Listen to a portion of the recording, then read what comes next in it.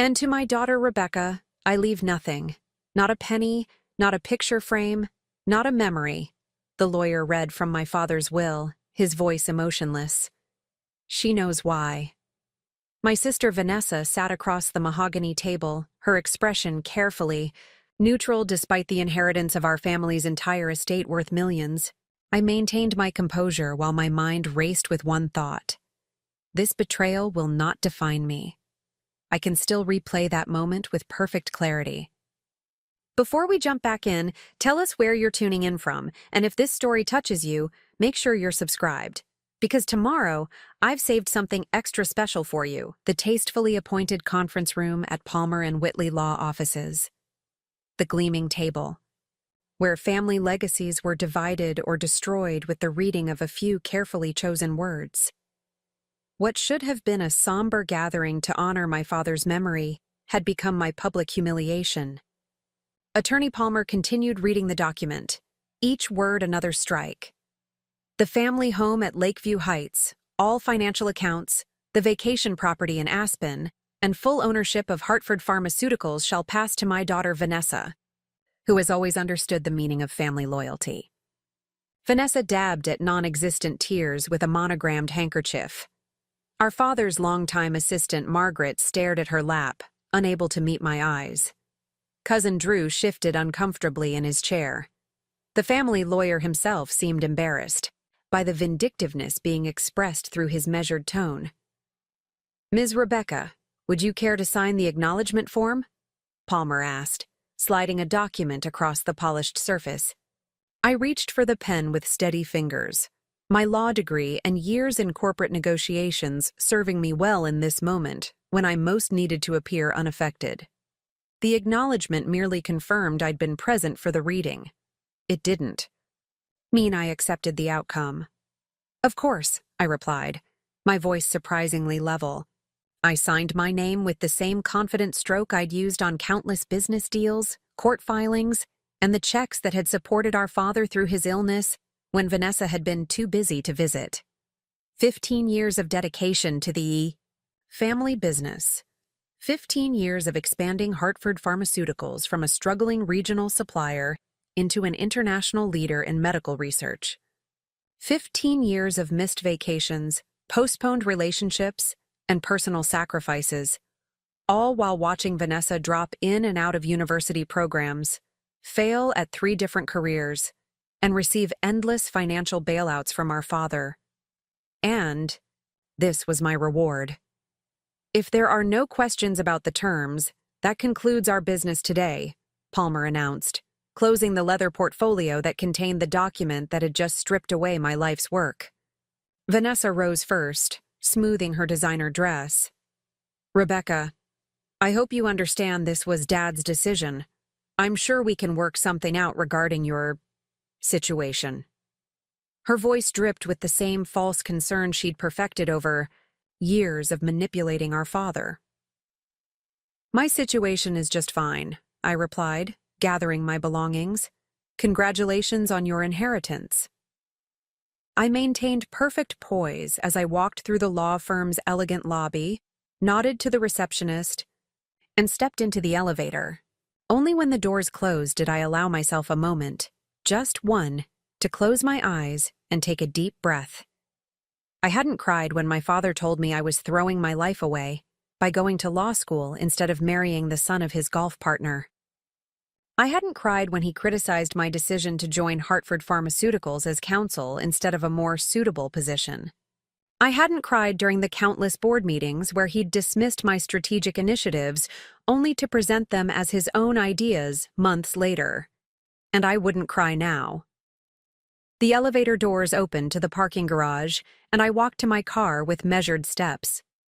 Behind the wheel of my sensibly expensive sedan, purchased with my own earnings, not family money, I opened my briefcase and pulled out a folder I'd prepared weeks ago when my father's health had taken its final turn. Inside was a comprehensive analysis of Hartford Pharmaceuticals' ownership structure, potential legal challenges to the will, and 3 distinct strategy options I'd developed with my own attorney. I hadn't known exactly what my father would do, but I'd suspected it wouldn't be fair. He had never treated me and Vanessa equally, and terminal illness had only hardened his biases. My phone buzzed with a text from my best friend and fellow attorney, Naomi. How did it go? I didn't respond immediately.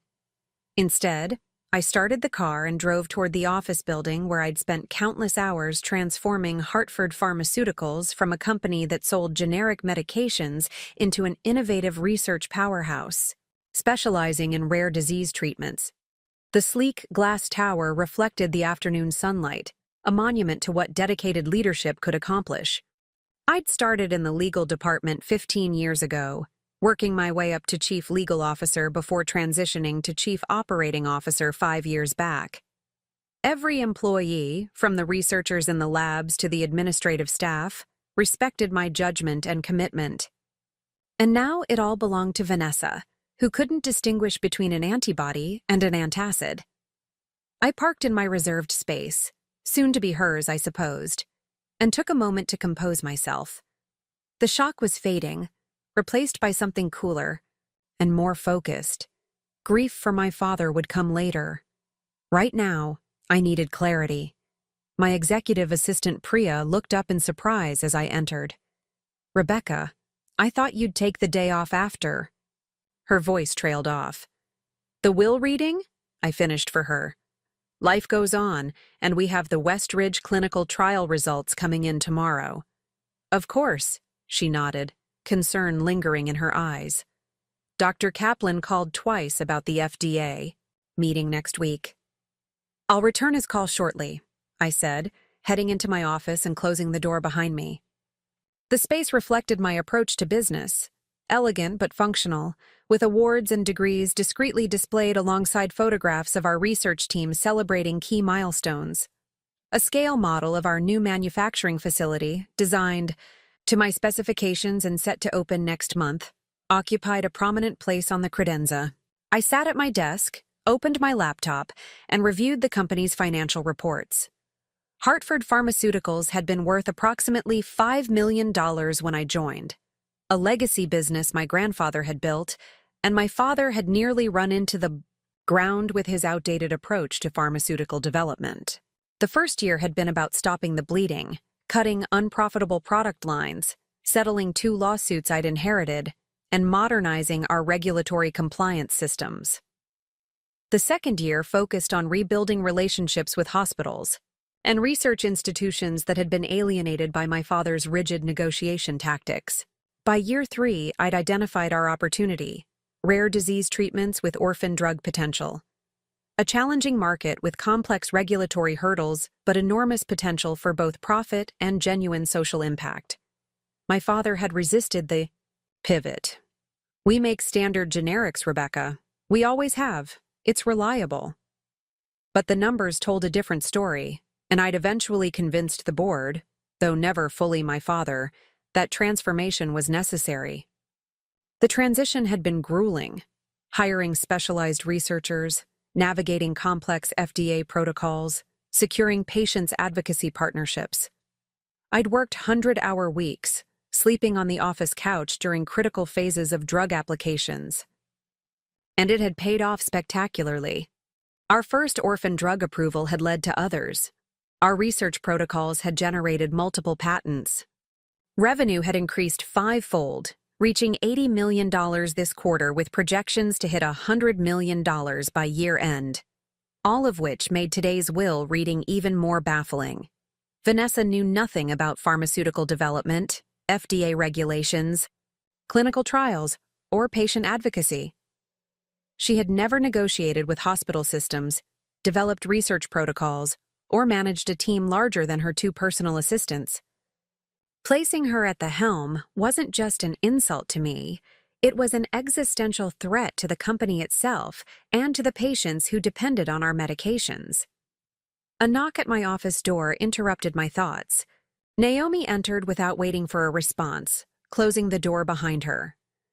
"I take it from your silence that it went exactly as we feared," she said, settling into the chair across from my desk. As both my friend and outside counsel, she was one of the few people who knew exactly what was at stake. "Worse," I replied, sliding the folder toward her. He left everything to Vanessa, the company, the family home, even his personal effects. And he included a lovely personal message about how I'm not worth a penny. Naomi's expression hardened as she flipped through the documents. Did Palmer have any explanation? None that he shared, but we both know my father made this decision months ago when I refused to abandon the Navarres trial. The Navarres trial, our groundbreaking research into a treatment for a rare neurological disorder, had been a point of intense conflict. My father had wanted to sell the patent to a larger pharmaceutical company for a quick profit. I had insisted on completing the research ourselves, believing the treatment could transform lives while establishing Hartford as a leader in the field. Punishing you by giving the company to Vanessa is like punishing a garden by putting a bulldozer in charge, Naomi observed. Despite everything, I almost smiled at the analogy. The question is, she continued, what are you going to do about it? It was the question I'd been asking myself since I first realized my father might actually follow through on his threats to disinherit me. But now, sitting in the office where I'd built something meaningful despite his constant undermining, the answer crystallized with perfect clarity. I'm going to fight, I said, not just for what should rightfully be mine, but for everything I've built here. The research that could help thousands, the teams that depend on knowledgeable leadership, the future of Hartford Pharmaceuticals. Naomi nodded, a slow smile spreading across her face. Good, because I've been doing some digging, and I found something interesting about your grandfather's original company charter that your father may have conveniently forgotten. As she pulled out a document from her own briefcase, I felt the first glimmer of hope. The battle for Hartford Pharmaceuticals had just begun, and unlike my father and sister, I came prepared for war. The morning after the will reading, I arrived at Hartford Pharmaceuticals headquarters at precisely 6:15 a.m., the same time I'd arrived nearly every day for the past 15 years. The security guard, Pete, looked surprised to see me. Ms. Hartford didn't expect you in today. After yesterday's, well, you know. News traveled fast. The security team had probably known about my disinheritance before I did. The Westridge trial doesn't pause for family drama, Pete, I replied with a smile that took effort to maintain. Those patients are counting on us. The elevator ride to the executive floor gave me a moment of solitude to collect my thoughts.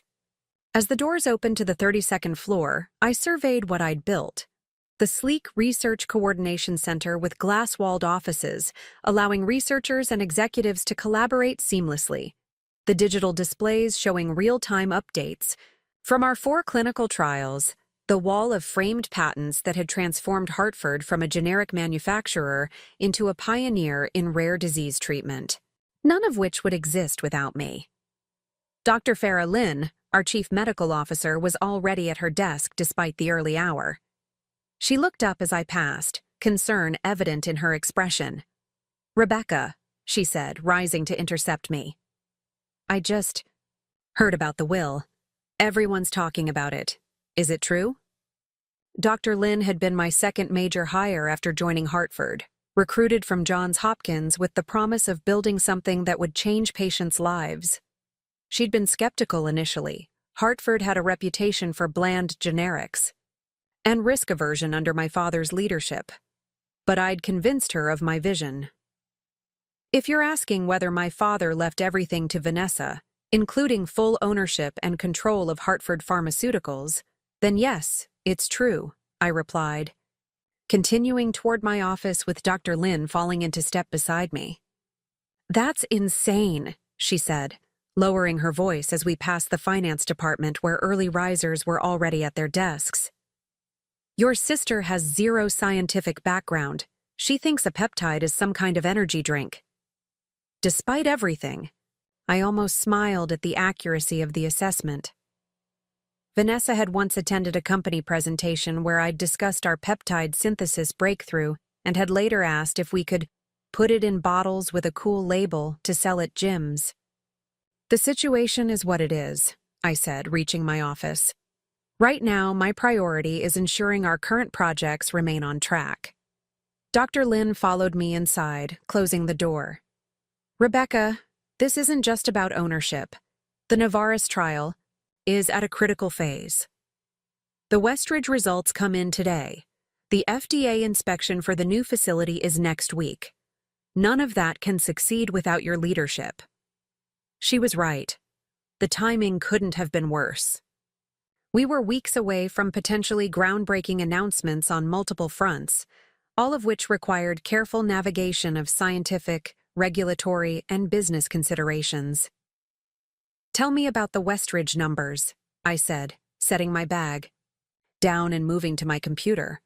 The early indicators were promising. Dr. Lin recognized my deflection but respected it enough to shift gears. Better than promising. The preliminary data suggests a 67% reduction in symptom severity compared to standard treatments. If the final analysis confirms it, we're looking at a treatment that could transform lives for thousands of patients. This was exactly what I'd envisioned when I'd pushed Hartford toward rare disease research 5 years ago. While other pharmaceutical companies chased blockbuster drugs for common conditions, we focused on overlooked diseases with smaller patient populations but desperate need. The orphan drug designations provided regulatory advantages, and the pricing structures ensured profitability despite smaller markets. It had been a calculated risk that many, including my father, had considered foolhardy. Now, it stood poised to establish Hartford as an industry leader in a specialized but lucrative sector. Send me the raw data as soon as it comes in, I instructed, turning to my computer. I want to review it before the team meeting. As Dr. Lin left, my assistant Priya appeared with my usual morning coffee and a concerned expression. The board members have been calling all morning, she said, placing the coffee on my desk. They want to know what happens next. The board, 7 members, most of them my father's longtime friends and business associates, people who had watched me grow up, who had seen me transform Hartford Pharmaceuticals, and who now faced the prospect of Vanessa taking control. Tell them I'll address their concerns at Thursday's scheduled meeting, I replied. There was no point in having the same conversation 7 separate times. Also, Priya added hesitantly, your sister called. She said to inform you she'll be coming in tomorrow to look around her company. The possessive phrasing was so typically Vanessa, already claiming ownership of something she hadn't built and didn't understand. Schedule her for 10 a.m., I said after a moment's consideration, and book the main conference room. The main one? Not your office? This will be an official transition discussion, not a private conversation, I explained, and ask the department heads to prepare one-page summaries of their current projects. As Priya left to make the arrangements, I turned to my computer and pulled up the company dashboard I'd designed to track our key metrics in real time. The numbers told the story of Hartford's transformation under my leadership. Annual revenue had grown from $18 million to $82 million. Research staff had expanded from 7 to 78 scientists across 3 specialized labs. Our patent portfolio had increased from 2 active patents to 23, with 11 more pending. Our stock price, though we remained privately held, had an estimated value 5 times higher than when I'd joined. Patient reach had grown from supplying generic medications to 420 hospitals, to providing specialized treatments to patients in 37 countries. And perhaps most importantly, our treatments now directly improved the lives of thousands of patients with rare conditions who previously had few or no options. All of this had been accomplished while maintaining ethical pricing models that ensured accessibility, another of my initiatives that my father had initially resisted, but that had ultimately enhanced our reputation and secured preferred relationships with major hospital systems. My phone buzzed with a text from Naomi. Found something interesting. Lunch today? Before I could respond, there was a knock at my door, and Devin Wright, our chief financial officer, entered looking distinctly uncomfortable. Rebecca, do you have a minute? Devon had been with Hartford for nearly 20 years, one of the few executives who predated my arrival. He'd been skeptical of many of my initial changes, but had become a steady supporter as the financial results proved my approach worked. Of course. I gestured to the chair across from my desk. I assume this is about the ownership transition? He nodded, settling into the chair with the cautious posture of someone approaching a difficult topic. The financial implications are significant. Your father's decision creates several immediate concerns, such as, for starters, the Hudson Memorial Hospital contract has a key person clause that specifically names you. If you're no longer in leadership, they can terminate the relationship with 30 days' notice. The Hudson contract represented approximately 8% of our current revenue. Not catastrophic if lost, but certainly significant. What else? I asked, making notes. The venture funding for the new research facility is contingent on the management team remaining stable. The VCs were explicit that their confidence is in your leadership. This was a more serious issue. The new facility was central to our expansion plans, particularly for the scaled production of the Novartis treatment if the clinical trials continued their promising trajectory. And most immediately, Devon continued, we have the investor call next week to discuss the quarterly results. They'll expect answers about the leadership transition. I nodded, understanding the gravity of the situation. Hartford wasn't just a family legacy or a personal achievement. It was an ecosystem of employees, patients, healthcare providers, and investors, all of whom had come to rely on steady, knowledgeable leadership. I'll handle the investor call, I assured him. As for the other issues, I'm exploring options. Devon seemed to choose his next words carefully. Rebecca, I've worked with your father for 20 years and with you for 15. I respected Howard, but... He hesitated, then committed to his thought. What he's done makes no business sense. Vanessa has no experience in pharmaceuticals, no background in corporate leadership, and no relationships with our key stakeholders. Are you concerned about your position? I asked directly. He shook his head. I'm concerned about the company, about the research that could help thousands of patients, about the 215 families that depend on Hartford paychecks. His sincerity was evident and touching. It reminded me that this fight wasn't just about my rightful place. It was about protecting what we'd all built together. I appreciate that, Devon. More than you know. After he left, I turned to the window overlooking the city. The Hartford Pharmaceuticals building, another of my initiatives replacing the outdated facilities my father had refused to update, stood as a physical manifestation of the company's transformation. The modern research labs, the collaborative spaces, the environmental sustainability features, all designed to reflect our evolution from a traditional manufacturer to an innovative life sciences company. My phone buzzed again, this time with an email notification from Dr. Lin. The Westridge trial final data had arrived early. I opened the report immediately, scanning the detailed results with the practiced eye of someone who had learned to understand. Clinical data out of necessity. The numbers confirmed Dr. Lin's preliminary assessment. Our treatment showed a 67. 3% reduction in symptom severity compared to the control group, with a safety profile that exceeded expectations. This was the kind of breakthrough that transformed companies and, more importantly, patients' lives. The kind of achievement that validated every 18-hour day, every missed holiday, every relationship sacrificed on the altar of building something meaningful. And now, just as Hartford stood on the precipice of its greatest achievement, my father had handed control to someone who couldn't distinguish between a clinical trial and a jury trial. My intercom buzzed. Dr. Lin and the research team are gathering in Conference Room B to review the Westridge data, Priya announced. They've requested your presence. Tell them I'll be right there, I replied, gathering my tablet and notes. As I walked through the executive floor toward the conference room, I passed the wall of company milestones I'd commissioned when we'd moved into the new building. Each framed photograph captured a key moment in Hartford's transformation.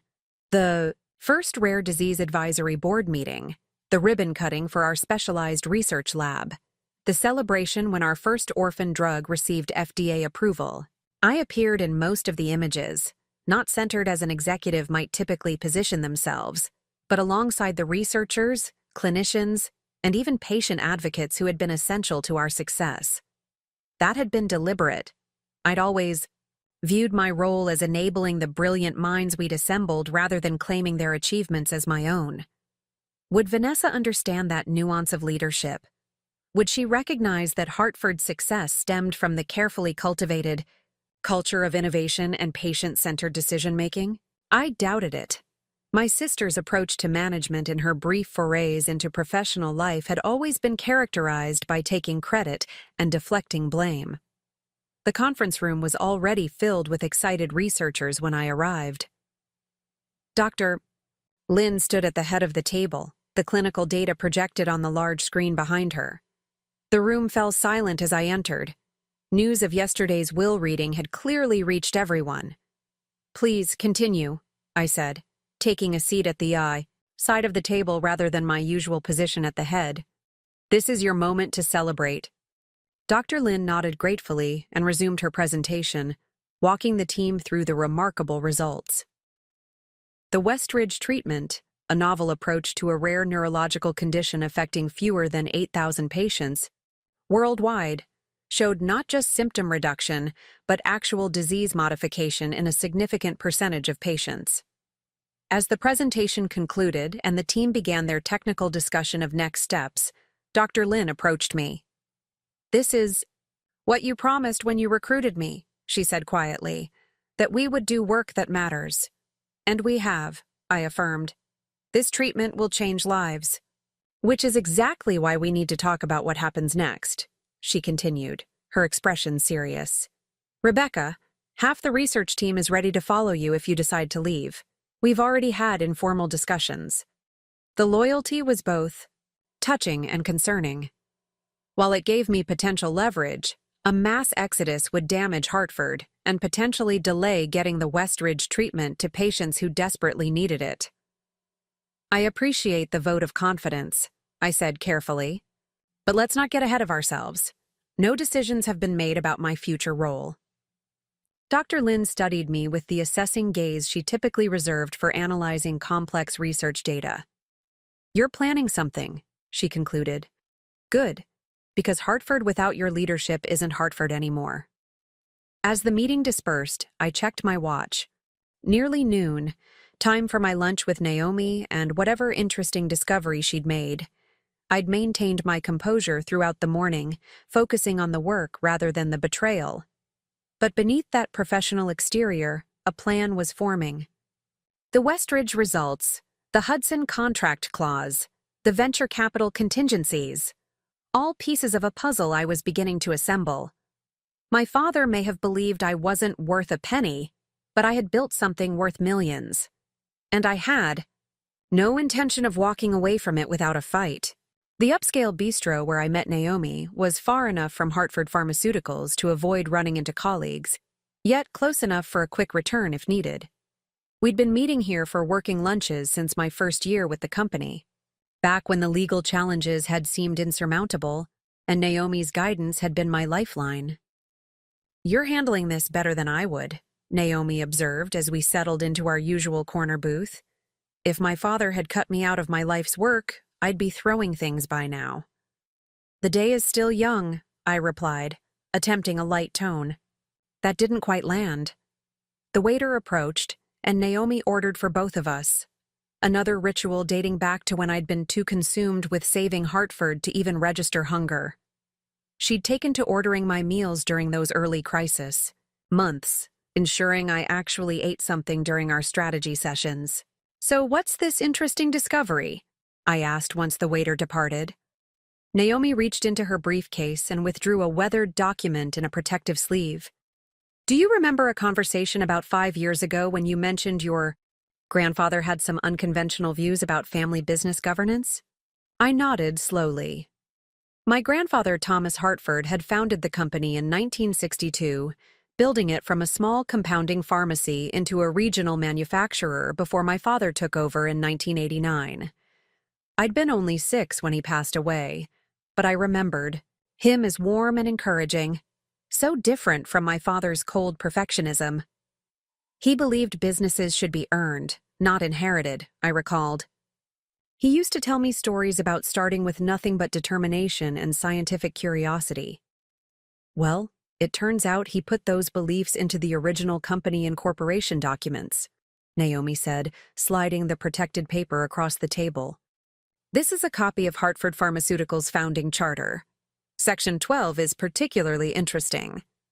I scanned the document, my pulse quickening as I reached the relevant passage. Upon the founder's death or retirement, leadership shall be determined based on demonstrated commitment and contribution to the company's success, not solely on familial relationship. No transfer of controlling interest shall be valid without consideration of all qualified family members who have dedicated a minimum of 10 years of service to the company. Where did you find this? I asked, hardly daring to believe the potential implications. County Archives. The original incorporation documents were filed with the business registry in 1962. When your father reorganized the company in 1991, he created a new operating entity, but never formally dissolved the original corporation. Legally, it still exists, as a holding company that controls significant intellectual property assets. The possibilities began unfolding in my mind. If the original charter was still legally binding, my father's blanket transfer to Vanessa might be contestable, not just as a matter of fairness, but as a legal breach of the company's founding governance structure. This could change everything, I murmured, reading the section again. Naomi nodded, her expression cautiously optimistic. It's not a slam dunk, but it gives us solid ground to stand on. Your 15 years of service and demonstrated contribution to Hartford's success means you have standing under the original charter. Our food arrived, but I barely noticed it, my mind racing with new possibilities. This wasn't just about reclaiming what should rightfully be mine. It was about honoring my grandfather's vision for how the company should operate and grow. What would the immediate next steps be? I asked, mentally calculating timelines.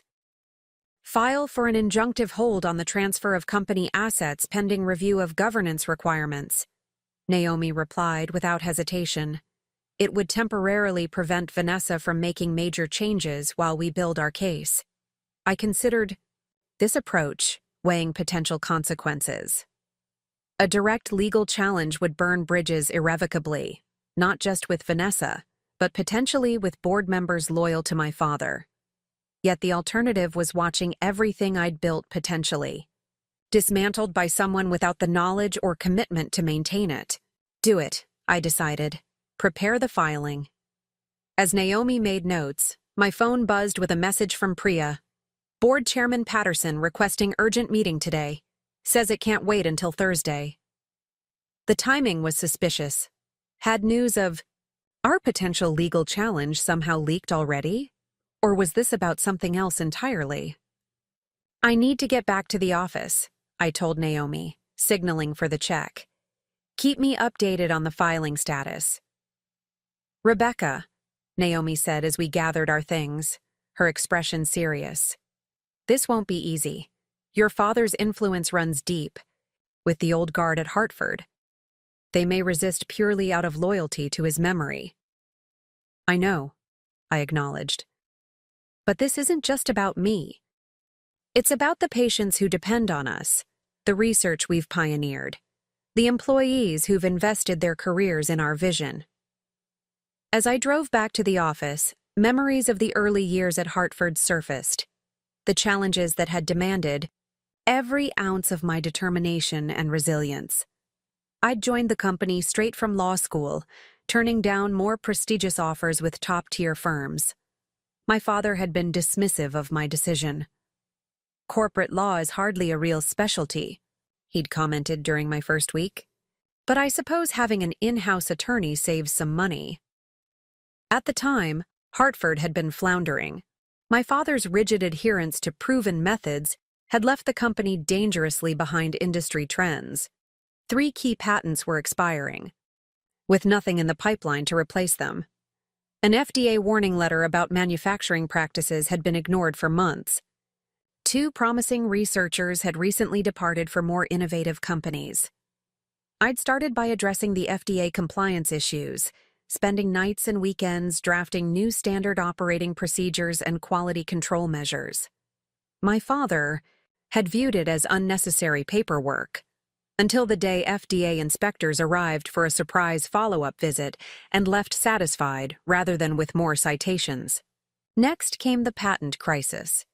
I'd immersed myself in the company's research archive, discovering several abandoned projects with potential.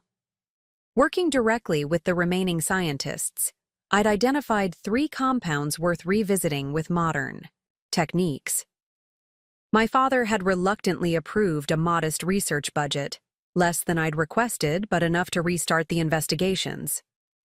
18 months later, one of those compounds formed the basis for a new patent application. My father had taken full credit during the board presentation, describing it as a project he'd wisely kept on the back burner until the time was right. The pattern continued for years. I would identify problems, develop solutions, implement changes, often working directly with researchers, production staff, and sales teams to understand their challenges firsthand. And my father would either claim credit for successes or blame me for any setbacks. The breaking point came 7 years into my tenure when I discovered Hartford was on the verge of financial collapse. My father had been hiding the severity of our situation, even from the board.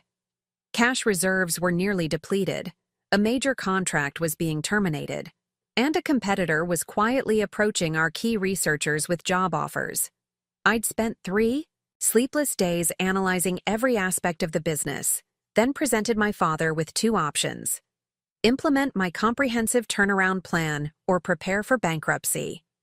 He'd raged at my presumption, but ultimately relented when I threatened to take my findings to the board. The turnaround plan had been brutal: consolidating facilities, restructuring debt, refocusing our entire research approach toward rare diseases where we could establish leadership, rather than competing with industry giants in crowded therapeutic areas.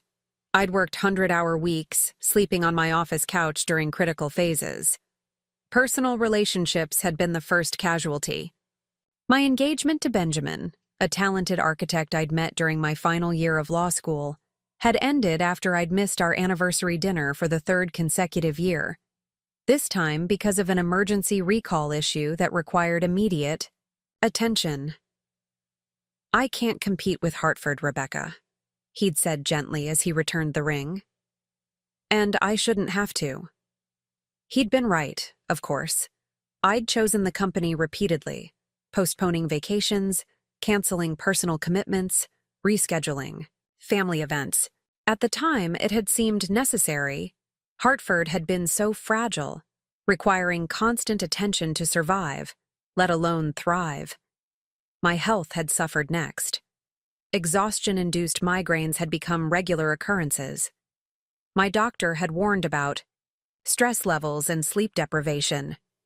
I'd nodded politely while checking emails under the exam table. Even as Hartford began to stabilize and then grow under the new strategy, I'd maintained the punishing schedule. There was always another challenge on the horizon: regulatory hurdles for our new focus areas, recruiting specialized researchers, convincing skeptical investors that our pivot to rare diseases made business sense. Through it all, my father had remained critical, questioning every decision, second-guessing every strategy. The rare moments of approval came only when quarterly profits exceeded projections, and even then, the praise was tepid at best. "The numbers look fine this quarter," he'd acknowledge before immediately pivoting to whatever aspect of the business wasn't performing to his standards. The irony was that I hadn't done it for his approval. Somewhere along the way, Hartford had become more than a family obligation or career path. It had become my purpose. The letters from patients whose lives had been transformed by our treatments, the pride on researchers' faces when breakthroughs occurred, the security we provided to hundreds of employees and their families, these had become my motivation, which made my father's final betrayal all the more incomprehensible. He had witnessed the transformation firsthand. He had seen Hartford grow from a struggling generic manufacturer to an innovative leader in rare disease treatments. He had benefited personally from the increased valuation and enhanced reputation. Yet in his final act, he had dismissed 15 years of dedication and achievement, handing the company to someone who had contributed nothing to its success. As I pulled into my reserved parking space at Hartford headquarters, I pushed these painful reflections aside. The past couldn't be changed. What mattered now was securing the future, not just for me, but for everything and everyone Hartford Pharmaceuticals had come to represent. Board Chairman Patterson was waiting in my office when I arrived, his expression grave. At 72, Harold Patterson had been my father's closest friend and business confidant for decades. He'd served on the Hartford board since before I was born, and had witnessed every phase of the company's evolution. "Rebecca," he said, rising as I entered, "thank you for making time.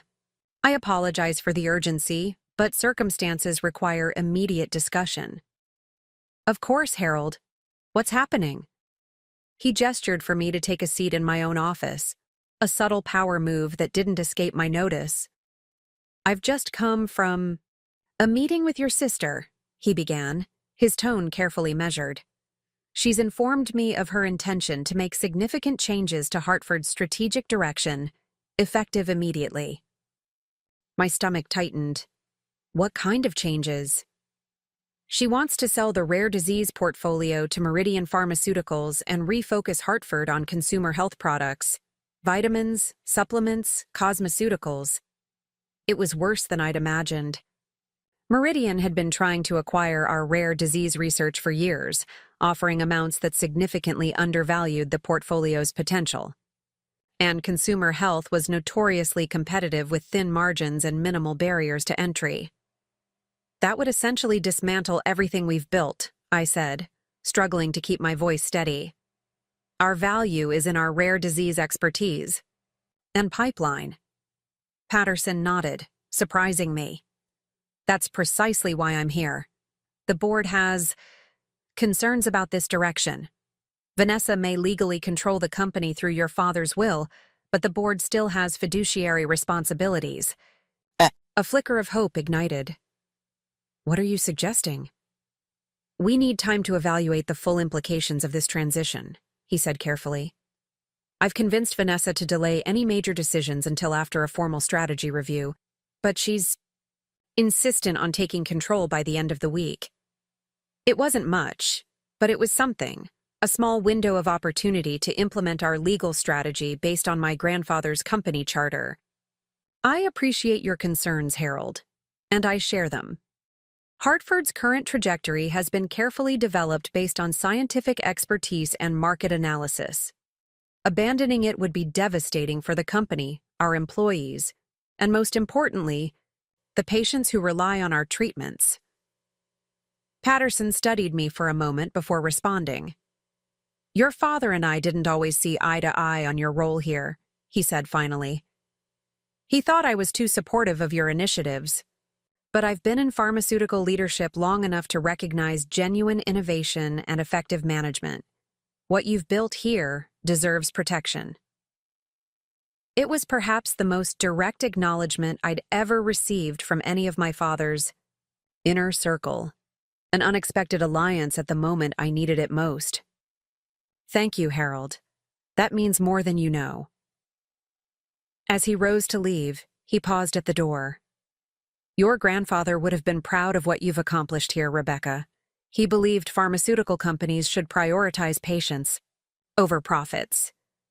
Your rare disease focus embodies that philosophy." The mention of my grandfather felt like a sign, particularly given what Naomi had just discovered about the original company charter. "I've always tried to honor his vision," I replied truthfully.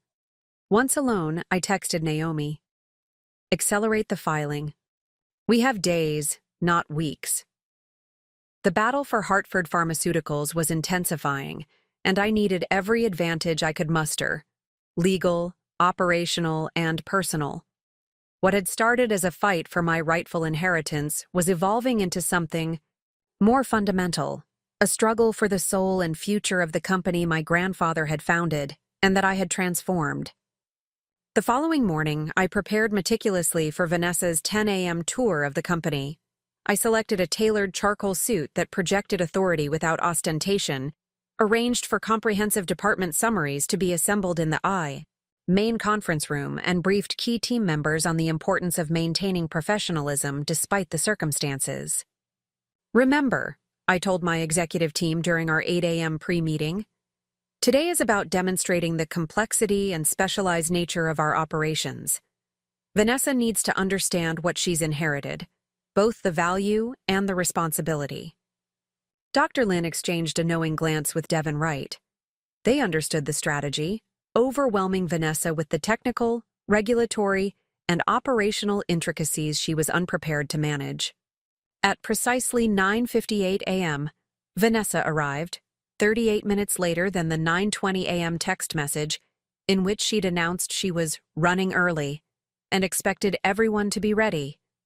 She swept into the lobby wearing a designer dress better suited to a cocktail party than a pharmaceutical company headquarters, accompanied by a young man I didn't recognize who was frantically taking notes on a tablet.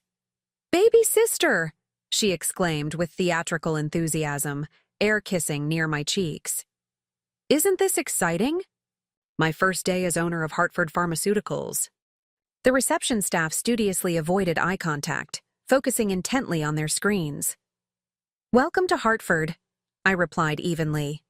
"I've arranged for department heads to provide you with an overview of current operations and projects." "Oh, that sounds dreadfully boring," she said with a dismissive wave. "Todd and I have already developed a vision board for the new direction. Show me my office first. I'll need to measure for redecoration." Todd, the note-taker, nodded eagerly. "We're thinking minimalist luxury for the CEO suite, lots of white with gold accents."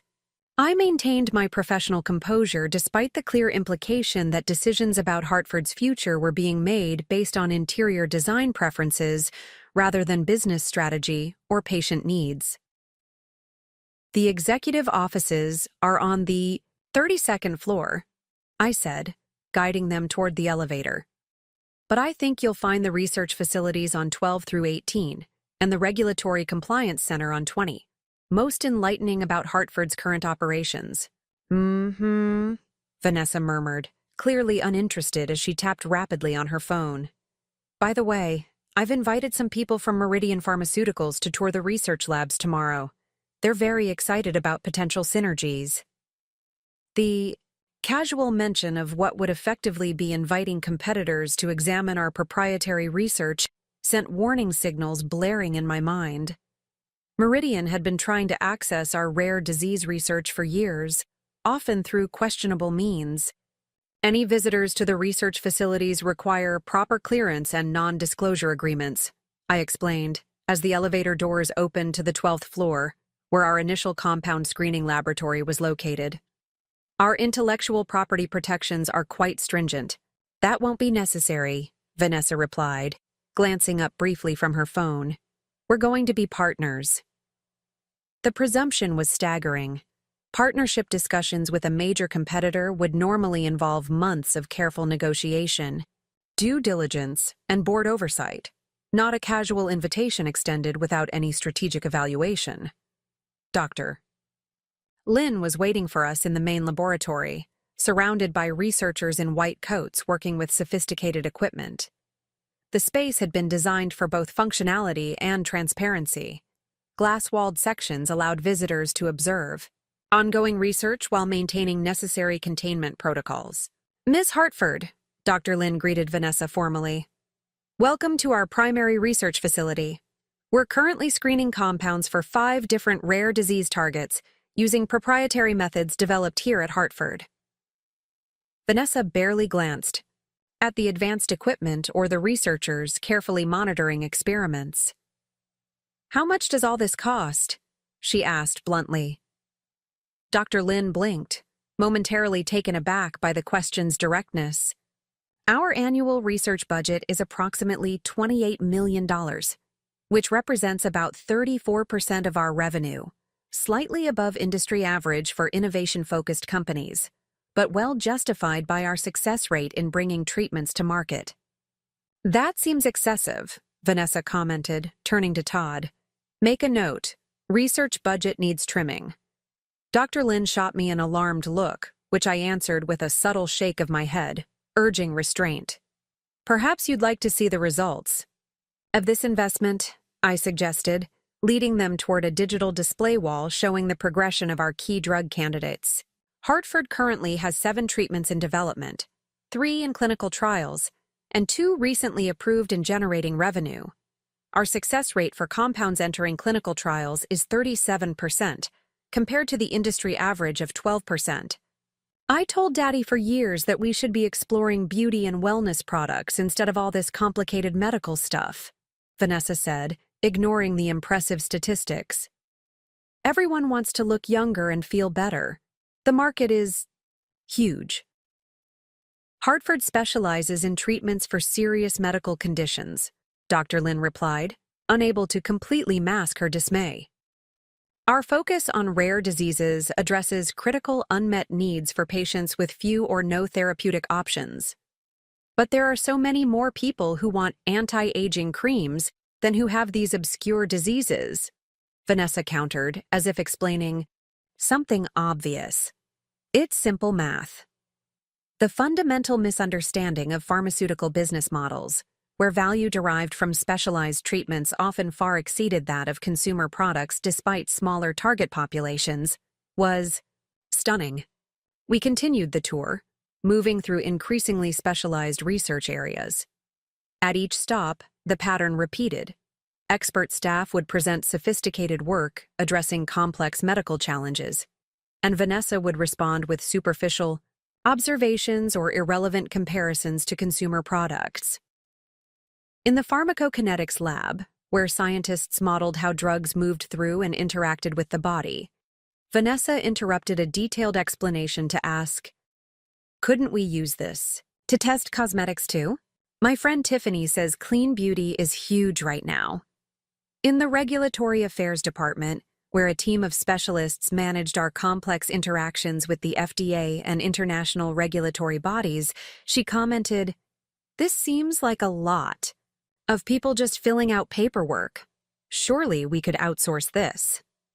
By the time we reached the Clinical Trials Management Center on the 18th floor, the department heads were exchanging increasingly concerned glances. The disconnect between Hartford's specialized operations and Vanessa's comprehension was becoming painfully evident to everyone. Dr. Kaplan, our clinical research director, attempted to explain the Westridge trial results that had just arrived. The data shows a 67% reduction in disease markers, he explained, displaying complex charts on the main screen. This level of efficacy in a rare neurological condition is potentially transformative for patients. Vanessa nodded as if following along, then asked, "Could we put this in a skin cream? People would pay a fortune if it had real neuroscience behind it." Dr. Kaplan's mouth actually fell open before he caught himself. "This is a highly targeted treatment for a specific neurological disorder," he explained carefully. "It works by inhibiting a particular enzyme pathway in the central nervous system. It would have no beneficial effect as a topical application for cosmetic purposes." "Well, have you tried?" Vanessa persisted. "Todd, make a note. Test Westridge treatment for skincare line." "Westridge," Dr. Kaplan corrected automatically, his scientific precision overriding his diplomacy. "Whatever," Vanessa dismissed, with another wave. "I'm thinking Neuroglow for the product name. Very scientific sounding." The suggestion that we might repurpose a breakthrough treatment for a serious neurological disorder as an ingredient in a cosmetic product, without any scientific basis or regard for regulatory requirements, was beyond concerning.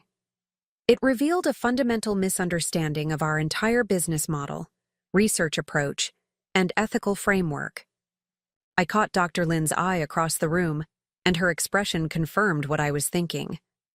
Vanessa's leadership wouldn't just change Hartford's direction, it would potentially destroy everything we'd built, including our scientific credibility and regulatory standing. As we moved to the executive floor for the final portion of the tour, I received an urgent text from Naomi. Injunction filed.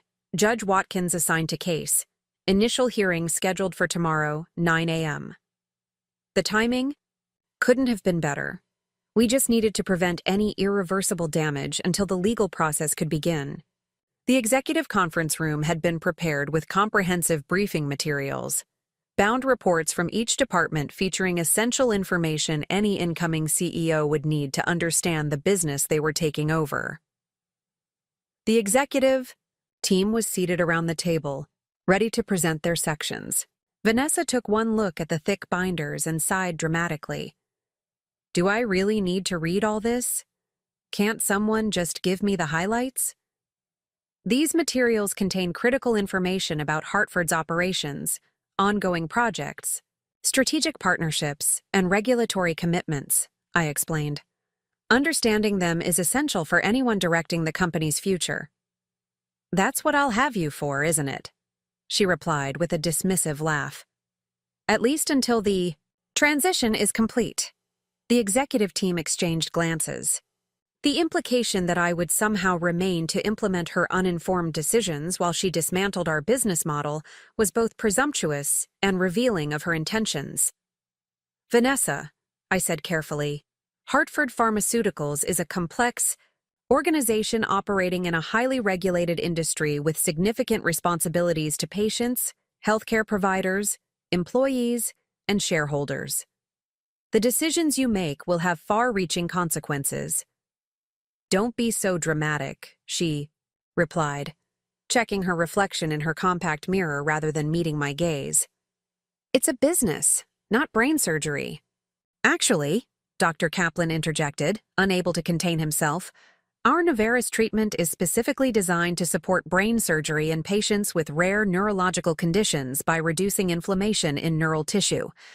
The upcoming clinical trial phase is critical for— That reminds me, Vanessa interrupted, snapping her compact closed. I've scheduled a meeting with Meridian tomorrow afternoon to discuss selling the entire rare disease portfolio. Their initial offer is quite generous. The room fell silent. Even Todd stopped his frantic note-taking, sensing the sudden tension. Devin Wright, our CFO, finally spoke. Ms. Hartford, the rare disease portfolio represents approximately 82% of our current valuation and future growth potential. Selling it would effectively hollow out the company. But it would provide immediate cash, Vanessa countered, as if this were an obvious advantage. Daddy always said business is about knowing when to cash in. I had never heard my father express any such sentiment. His flaws were numerous, but he had always taken a long-term view of the pharmaceutical business, understanding that drug development was inherently a marathon, not a sprint. Our current rare disease treatments have taken years to develop, I explained, struggling to maintain my professional tone. They represent not just financial value but scientific achievement and hope for patients with few alternatives. Selling them to a competitor at this stage would be my decision, Vanessa cut in, her pleasant facade slipping momentarily to reveal a harder edge. As owner and CEO of Hartford Pharmaceuticals.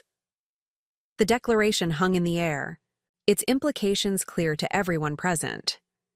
This wasn't just about a change in leadership style or strategic emphasis. It was about a fundamental misalignment between Hartford's nature as a specialized pharmaceutical innovator and Vanessa's vision of a quick-profit business she could reshape without regard for its core purpose. Perhaps we should review the financial implications of such a decision, I suggested, nodding to Devin, who quickly pulled up a detailed analysis on the main screen.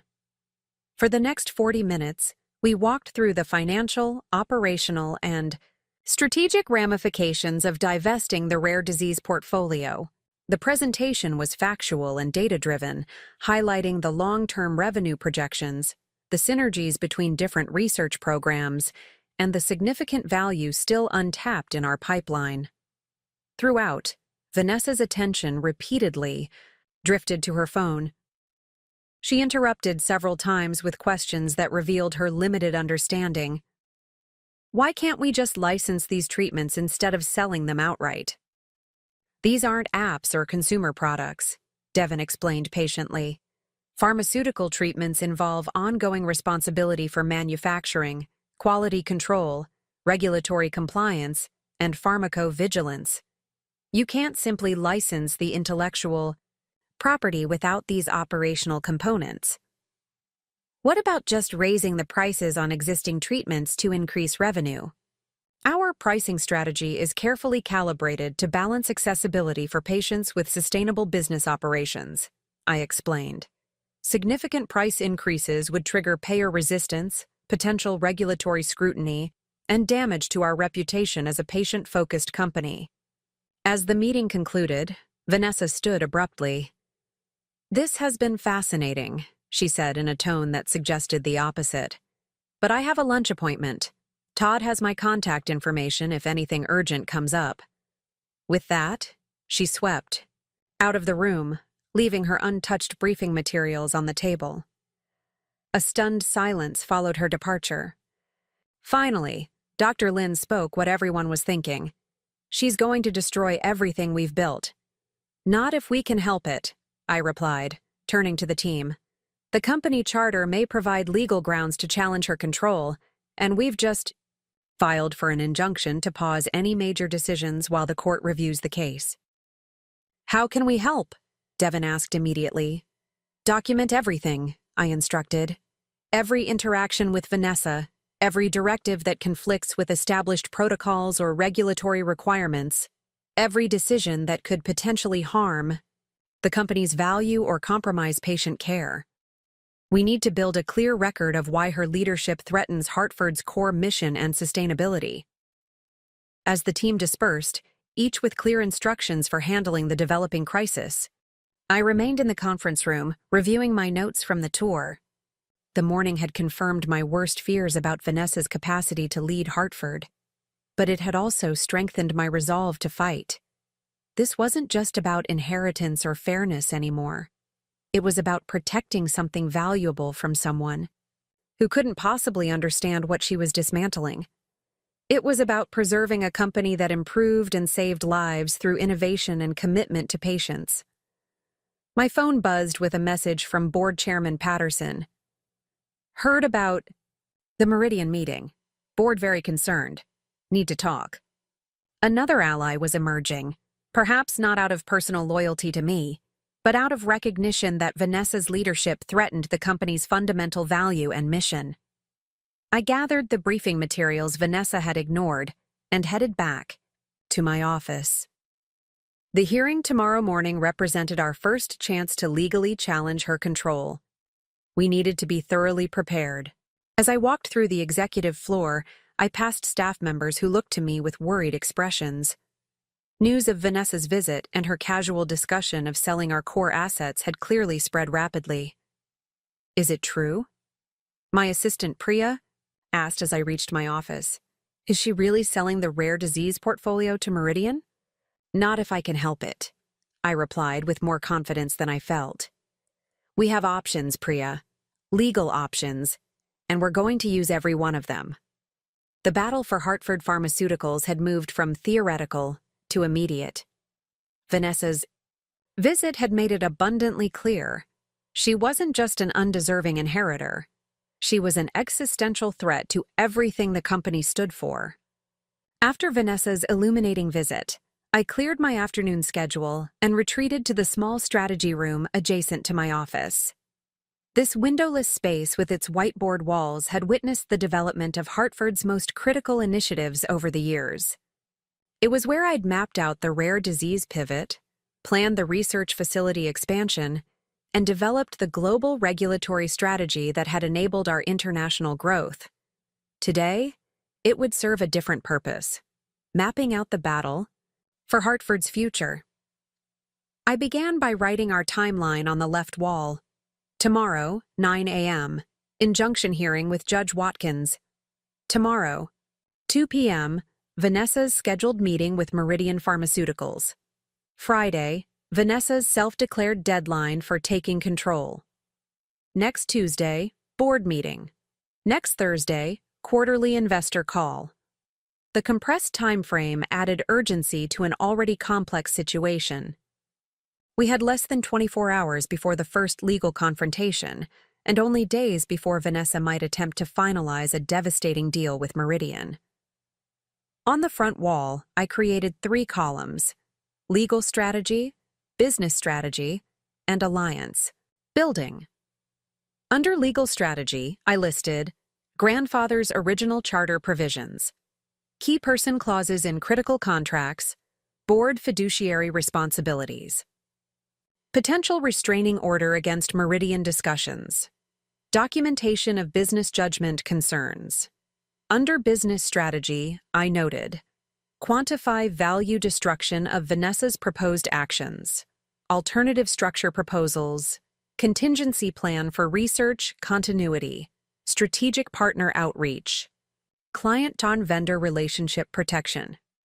Under alliance building, I wrote, board members, Patterson confirmed, others TBD, executive team, solid, research leadership, Lynn, Kaplan confirmed, key investors, patient advocacy groups, hospital, healthcare.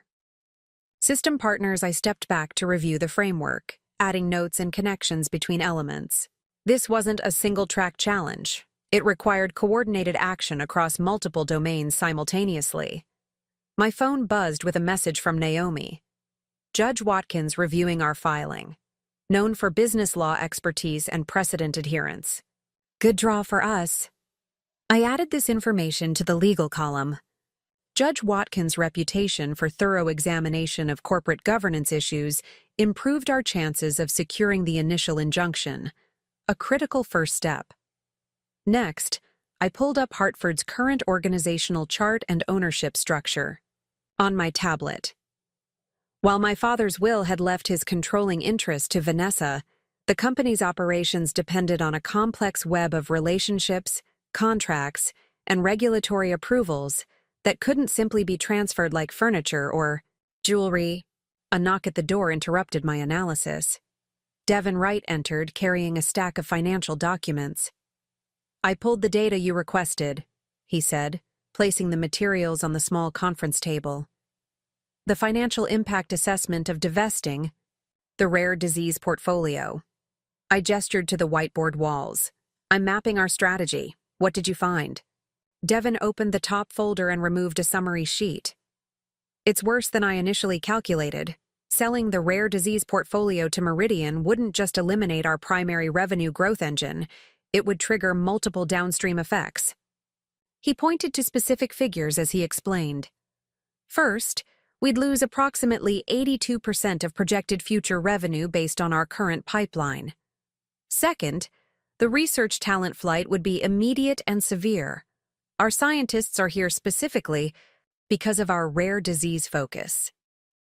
Third, we'd face potential legal challenges from research partners and grant providers whose funding was designated for specific rare disease initiatives. What about immediate financial impact? I asked, adding these points to the business strategy section. Company valuation would likely drop by 65–70% once the market understood the implications, Devin replied grimly. And that's not accounting for reputation damage with the medical community. We've built Hartford's brand on rare disease expertise and patient advocacy. Abandoning that would destroy decades of goodwill. I added these projections to the whiteboard, connecting them to potential board concerns. Directors had fiduciary responsibilities to protect company value. A 70% valuation drop resulting from Vanessa's uninformed decisions could potentially trigger liability issues for board members who approved such actions. Have you spoken with any other board members besides Patterson? I asked, turning to the alliance building column. Devin nodded. Informally, yes. Lowell and Matsuda are concerned about Vanessa's plans. They were present when your father made his succession decision, and both have indicated it was made during a period when his judgment may have been compromised by medication. This was new information and potentially significant. If my father's decision had been made while his cognitive capacity was impaired by pain medications or other treatments for his illness, it could further strengthen our legal challenge. Do they have specific examples? I asked, adding this point to the legal strategy column. Lowell mentioned a board meeting 3 months ago where your father confused current revenue figures with projections from 2019. Matsuda said he seemed particularly fixated on old grievances during his final weeks. I made detailed notes of these observations. 3 supportive board members, Patterson, Lowell, and Matsuda, represented a significant block, though not yet a majority of the 7-person board. My phone buzzed again, a message from Dr. Lin. Research team documentation. Complete. 37 specific instances where Vanessa's proposed changes would create regulatory compliance issues. Another piece falling into place. I added this to our legal strategy section. For the next 2 hours, I continued building our comprehensive approach, interrupted periodically by updates from key team members. Each contribution added depth to our strategy, connecting legal leverage points with business imperatives and stakeholder concerns. Dr. Kaplan provided a detailed analysis of how selling the rare disease portfolio would impact patients currently enrolled in clinical trials, a compelling ethical dimension to complement our business arguments. The head of regulatory affairs delivered a devastating assessment of Vanessa's proposed NeuroGlow cosmetic idea, documenting multiple regulatory violations that would result from repurposing pharmaceutical compounds without proper testing and approvals. Our head of communications prepared 2 separate messaging strategies. One for the scenario where we secured the injunction, another for if we needed to mobilize patient advocacy groups and healthcare partners to apply external pressure. As evening approached, I finally stepped back to review the comprehensive strategy taking shape across the whiteboard walls. What had begun as a simple inheritance dispute had evolved into a multi-dimensional battle for Hartford's identity and future. The strategy room door opened, and Naomi entered, looking both exhausted and energized. "The hearing preparation is complete," she announced, placing a thick legal brief on the table. "And I've got more on the original charter provisions. It's even stronger than we initially thought." She joined me at the whiteboard, scanning my extensive notes and diagrams. "This is impressive," she said. "You've mapped the entire battlefield." "We need to be prepared for every scenario," I replied. "Vanessa may be scientifically ignorant, but she's cunning when it comes to getting what she wants. And what she wants is to cash out Hartford's value as quickly as possible, regardless of the consequences." Naomi pointed to the legal strategy column. "The charter provisions give us our strongest opening argument. Your grandfather explicitly required leadership transitions to consider qualified family members with significant company service. The language is surprisingly modern for a document from 1962. My grandfather was progressive in many ways," I noted. "He built the company during an era when most pharmaceutical businesses were focused solely on profitable mass-market medications. He specifically chose to develop treatments for conditions other companies ignored." "That founding mission aligns perfectly with your rare disease focus," Naomi observed. "Another point in our favor. You've stewarded the company in a way that honors its original purpose, while Vanessa's plans represent a fundamental departure." I added this perspective to our arguments. The alignment between my leadership and my grandfather's founding principles strengthened our case that his charter provisions should be upheld. "What's your assessment of our chances tomorrow?" I asked, turning to the immediate challenge of the injunction hearing. Naomi considered the question carefully. "Judge Watkins has a reputation for thoroughness. He won't make a snap judgment based on sympathy or first impressions. But the legal foundations of our case are sound. I'd say we have a 70% chance of securing the temporary injunction. And if we don't, then we move immediately to Plan B," she replied, pointing to the business strategy column. mobilize the board's fiduciary concerns, and leverage the key person clauses in our major contracts to prevent immediate damage while we pursue additional legal remedies. I nodded, having already mapped these contingencies. In complex battles, advanced planning for multiple scenarios was essential. My phone buzzed with yet another update, this one from Board Chairman Patterson. 3 more directors expressing concerns about Meridian meeting. Emergency board call scheduled for 8 a.m. tomorrow before your hearing. This was a significant development. If we had 5 of 7 board members aligned before the hearing, it would substantially strengthen our position with Judge Watkins. The board is moving in our direction, I told Naomi, showing her the message. That's crucial, she confirmed. Judges prefer not to interfere with corporate governance when avoidable. If the board itself expresses concerns about Vanessa's leadership, it gives the court cleaner grounds for granting the injunction. As we continued refining our strategy, my assistant Priya knocked and entered with a concerned expression. I'm sorry to interrupt, but there's something you should know.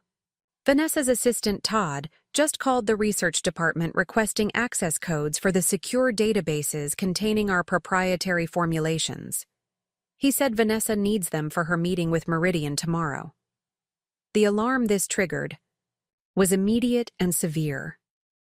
Our proprietary formulations represented the core intellectual property of Hartford Pharmaceuticals, the culmination of years of research and millions in investment. Providing them to Meridian would effectively hand our competitive advantage to a rival, regardless of whether a formal sale was eventually completed. What response did they give? I asked, already moving to the communication section of our strategy. They said any access requests needed to come through proper channels with appropriate documentation, Priya replied. Todd seemed frustrated but said he'd get back to them. Alert IT security immediately, I instructed. All research database access should require additional verification until further notice, and document this request thoroughly. It's exactly the kind of action that demonstrates the threat to company assets. As Priya left to implement these measures, Naomi was already adding notes to our legal brief. This is textbook improper handling of intellectual property, she said. Attempting to share proprietary formulations with a competitor before any due diligence process or confidentiality agreements are in place, it strengthens our case significantly. I turned back to the strategy boards, adding this new development and drawing connections to multiple elements of our approach. What had begun as a personal battle for my rightful place was rapidly evolving into a race to prevent irreparable harm to Hartford Pharmaceuticals. We need to prepare for the possibility that Vanessa might take more aggressive actions overnight, I said, considering worst-case scenarios. She clearly intended to bring our proprietary information to Meridian tomorrow. I'll prepare an emergency filing for tonight if needed, Naomi agreed. If we can document attempts to transfer intellectual property inappropriately, we might be able to get an emergency restraining order before the morning hearing. For another hour, we continued refining our strategy, adjusting priorities based on new information, and strengthening connections between different elements. By the time we finished, the whiteboard walls told the story of a comprehensive battle, plan addressing legal, business, and alliance dimensions of the conflict. Get some rest, I told Naomi as we finally prepared to leave. Tomorrow will be intense. What about you? She asked, noting the late hour. I glanced back at the strategy. Room, at the walls covered with our plans to save Hartford Pharmaceuticals. I need to make one more stop before I leave. After Naomi departed, I took the private elevator to the 16th floor, home to our most advanced research lab and the heart of our rare disease program. At this hour, only the essential overnight research staff remained, monitoring long-running experiments that couldn't be interrupted. Dr. Wong, one of our senior researchers, looked up in surprise as I entered the main laboratory. Ms. Hartford, I didn't expect to see you here this late. Just needed to remind myself what we're fighting for, I replied, moving to the observation window that overlooked the main research floor. Below, sophisticated equipment hummed quietly as automated systems continued the painstaking work of testing compound variations.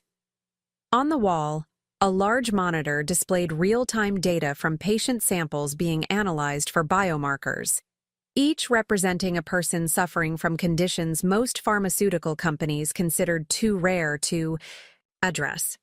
This was Hartford's true legacy, not just a business to be bought and sold, but a mission to improve lives that would otherwise be neglected by mainstream medicine. It was what my grandfather had intended when he founded the company, what I had recommitted to when I transformed our focus, and what Vanessa was prepared to discard for a quick profit. My phone buzzed with a final message for the night, from Patterson. All directors now on board with challenging Vanessa's Meridian meeting. Unanimous support for protecting rare disease portfolio pending full review. A full board alliance, the final piece we needed before tomorrow's hearing. I allowed myself a moment of cautious optimism. The battle for Hartford Pharmaceuticals would be fought on multiple fronts, legal, business, and ethical. But with thorough preparation and strategic alignment of our arguments, we had created the strongest possible position. As I left the building that night, I glanced back at the illuminated Hartford Pharmaceuticals sign above the entrance. Whatever happened in court tomorrow, I was prepared to fight with every resource and strategy available. Not just for my inheritance, but for the company's soul and the patients who depended on our commitment to diseases others ignored. Some battles were about pride or possession. This one was about purpose. The morning of the injunction hearing, I woke before dawn in my downtown apartment. Sleep had been fitful at best, my mind continuously cycling through arguments, counter-arguments, and contingency plans. As I prepared for the day, selecting a conservative navy suit that projected both authority and restraint, my phone rang with an unexpected name on the screen. Aunt Vivian. My father's sister had always been something of a family outlier. Unlike my status-conscious father, Vivian, had pursued a career in academic research, eventually becoming a respected biochemist at Northwestern University. She had maintained a careful distance from family business matters, particularly after a falling out with my father years ago over what she'd called his profit-first perspective on healthcare. "Rebecca," she said when I answered, her voice warm despite the early hour. "I hope I'm not calling too early. I just heard about Howard's will yesterday, and I wanted to reach out before your hearing this morning." "You know about the hearing?" I asked, surprised. "We hadn't publicized the legal challenge. Patterson called me," she explained. "He thought I should know what's happening with the company my father built." The reference to my grandfather sent a flutter of hope through me. Aunt Vivian had been close to him, working in his original laboratory during college summers before pursuing her own scientific career. "I'm glad he reached out," I said, setting aside my makeup to focus on the call. "Things are complicated right now." "That's putting it mildly," she replied with a short laugh.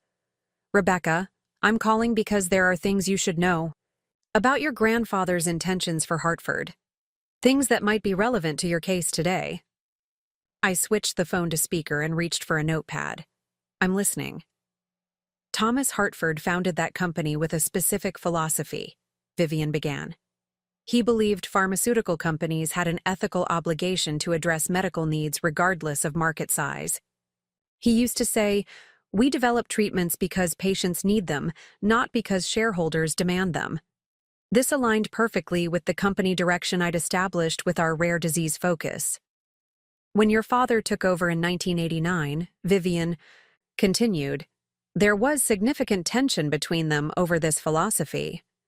Howard wanted to pursue mass-market medications exclusively, more predictable revenue, larger patient populations.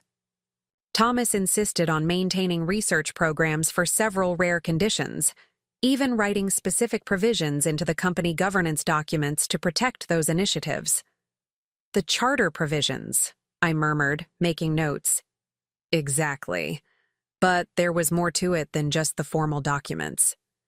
Thomas was deeply concerned about Hartford's future direction. He confided in me that he worried Howard would prioritize business metrics over scientific advancement and patient needs. That's precisely what happened in the early years of my father's leadership, I confirmed. Hartford drifted away from innovative research toward generic manufacturing. It was financially stable, but scientifically stagnant. Which is why your grandfather would be so proud of what you've accomplished, Vivian said, her voice softening. When I first read about Hartford's pivot to rare disease research under your leadership, I actually called Thomas's old research partner Walter to discuss it. We both agreed it was as if Thomas's vision had been reborn in his granddaughter. The validation from someone who had known my grandfather's scientific philosophy firsthand brought an unexpected lump to my throat.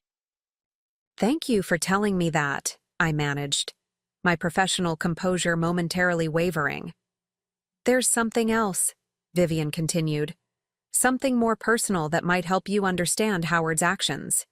Have you ever wondered why there was such distance between your father and me?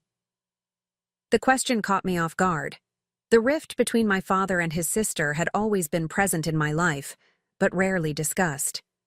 Family gatherings had been carefully scheduled to avoid overlap, communications formally polite, but never warm. I assumed it was about different life choices, I said cautiously. His focus on business versus your academic career. That's part of it, she acknowledged. But the core issue was deeper. When our father Thomas was considering succession planning for Hartford, I was actually his first choice to take over leadership. This revelation stunned me into silence. I had never heard even a whisper of this family history. I had the scientific background, the understanding of pharmaceutical research, and a commitment to Thomas's founding principles, Vivian explained. Howard had business acumen but limited scientific understanding and different priorities. Our father recognized these differences. What happened? I asked, trying to imagine how different Hartford might have been under Vivian's leadership. I declined, she said simply. I was deeply involved in my own research at Northwestern, close to breakthroughs I couldn't abandon. So leadership passed to Howard instead, with my father's reluctant blessing and significant governance provisions intended to maintain the company's original mission. I noted the parallel to my own situation. Qualified female leadership passed over, though, in Vivian's case by choice rather than exclusion. Howard never forgave me for being our father's first choice, Vivian continued. He viewed it as an insult to his capabilities, a suggestion that his business focus was somehow less valuable than my scientific orientation. That perceived slight colored his entire approach to running Hartford, and I suspect it influenced his view of you as well. The pieces suddenly aligned with disturbing clarity. My father's consistent undermining of my initiatives, his reluctance to acknowledge my contributions, his final act of disinheritance, all potentially stemming from an unresolved wound to his pride decades earlier. You think he saw me as a reminder of that original succession plan? I said slowly, the realization dawning. A scientifically minded woman in leadership, just as his father had wanted, but with his own daughter. I think Howard has been fighting old battles his entire life, Vivian replied gently. And unfortunately, you became collateral damage in a conflict that began long before you were born. As I processed this revelation, Vivian continued, I'm telling you this not to speak ill of my brother, but to help you understand that his decision may have had very little to do with your actual capabilities or contributions to Hartford. And perhaps to give you some peace, regardless of what happens today in court. I appreciate that, I said sincerely, but it also strengthens my resolve to fight for Hartford's future. If my grandfather's original vision aligned so closely with the direction I've taken the company, that supports our argument that the charter provisions should be upheld. Precisely why I called, Vivian affirmed. And Rebecca, I'd be willing to provide a declaration regarding these matters if your attorney believes it would be helpful. The offer of direct support from a family member, the first I'd received since this ordeal began, was unexpectedly moving. That could be tremendously valuable, I said. May I have Naomi contact you this morning? Of course. And Rebecca, good luck today. Hartford deserves leadership that understands both its business requirements and its scientific purpose. After we disconnected, I sat for a moment absorbing the new context Vivian had provided. The personal dimension of this conflict had just expanded significantly, from a simple case of paternal favoritism to a multi-generational struggle over Hartford's very identity. I quickly called Naomi to brief her on this new information before heading to the office for the pre-hearing board. Call. The possibility of having Vivian's testimony about my grandfather's original intentions could substantively strengthen our case. When I arrived at Hartford headquarters, the mood was noticeably tense. Staff members spoke in hushed tones, eyes following me with a mixture of concern and hope. News of the injunction hearing had clearly spread throughout the company. In the ATAT's executive conference room, my assistant Priya was setting up for the 8 a.m. board call. The directors are all confirmed, she reported. And I've prepared the documentation packets you requested, one highlighting the regulatory risks of Vanessa's proposed changes, another summarizing the key person clauses in our major contracts. Thank you, I said, reviewing the materials. Any word from Vanessa this morning? Nothing directly, but Todd called IT again at 6:30 a.m., still trying to get access to the research databases. Security logged the attempt and denied access per your instructions. Another documented instance of inappropriate handling of proprietary information, further evidence for our case. Ms. Hartford? A voice from the doorway drew my attention. Margaret, my father's longtime assistant, stood there looking uncomfortable. In her hand was a large envelope. May I speak with you privately? I nodded, stepping into my adjacent office with her. Margaret had worked for my father for over 20 years, maintaining a formal professionalism that had sometimes made her seem aloof. She had been present at the will reading, but had not met my eyes during the devastating pronouncements. I've been struggling with this decision, she began once the door closed behind us. Your father was my employer for most of my career, and I've always maintained absolute confidentiality regarding his affairs. I understand your loyalty, I said, unsure where this conversation was heading. But I also have an obligation to the company itself, she continued, and what's happening now troubles me deeply. She placed the envelope on my desk, her hand lingering on it momentarily. 3 months ago, your father asked me to type up a letter amending certain provisions of his will. He was not himself that day. The pain medication had been increased, and he was confused about several matters, referring to board members who had retired years ago, asking about stock prices from the previous decade. I remained silent, allowing her to proceed at her own pace. I prepared the letter as instructed, but when I returned the next day for his signature, he had no recollection of requesting it. His doctor had adjusted his medication, and he was much more lucid. He dismissed the amendment entirely. She tapped the envelope. This is that unsigned amendment. In it, he specified that while Vanessa would receive the family properties and financial accounts, operational control of Hartford Pharmaceuticals would remain with you as CEO, with Vanessa receiving only dividend income from the shares. My heart raced as I processed the implications. The document wasn't legally binding without my father's signature, but it represented a critical insight into his intentions during a period of greater lucidity. The final version of the will was executed during a week when his medication was particularly strong, Margaret continued. I've noted the specific dates and medication changes on the cover sheet, along with my observations of his mental state during both periods. Margaret, this could be crucial information for the court to consider, I said carefully. Would you be willing to provide a sworn statement regarding these observations? She straightened her shoulders, resolution evident in her posture. That's why I'm here. What's happening to Hartford isn't what your father would have wanted during his clearer moments, and it certainly isn't what's best for the company he devoted his life to building. Before I could respond further, Priya knocked, urgently. The board is connecting for the call. All 7 directors are online. I'll be right there, I assured her, then turned back to Margaret. Thank you for bringing this to me. It means more than you know. Just do right by the company, Ms. Hartford, she replied simply. That's all I ask. With the envelope securely, in my briefcase and a quick message to Naomi about this new development, I entered the conference room for the board call. The large screen displayed 7 faces in a grid, the directors who would play a crucial role in determining Hartford's fate. Good morning, everyone, Board Chairman Patterson began.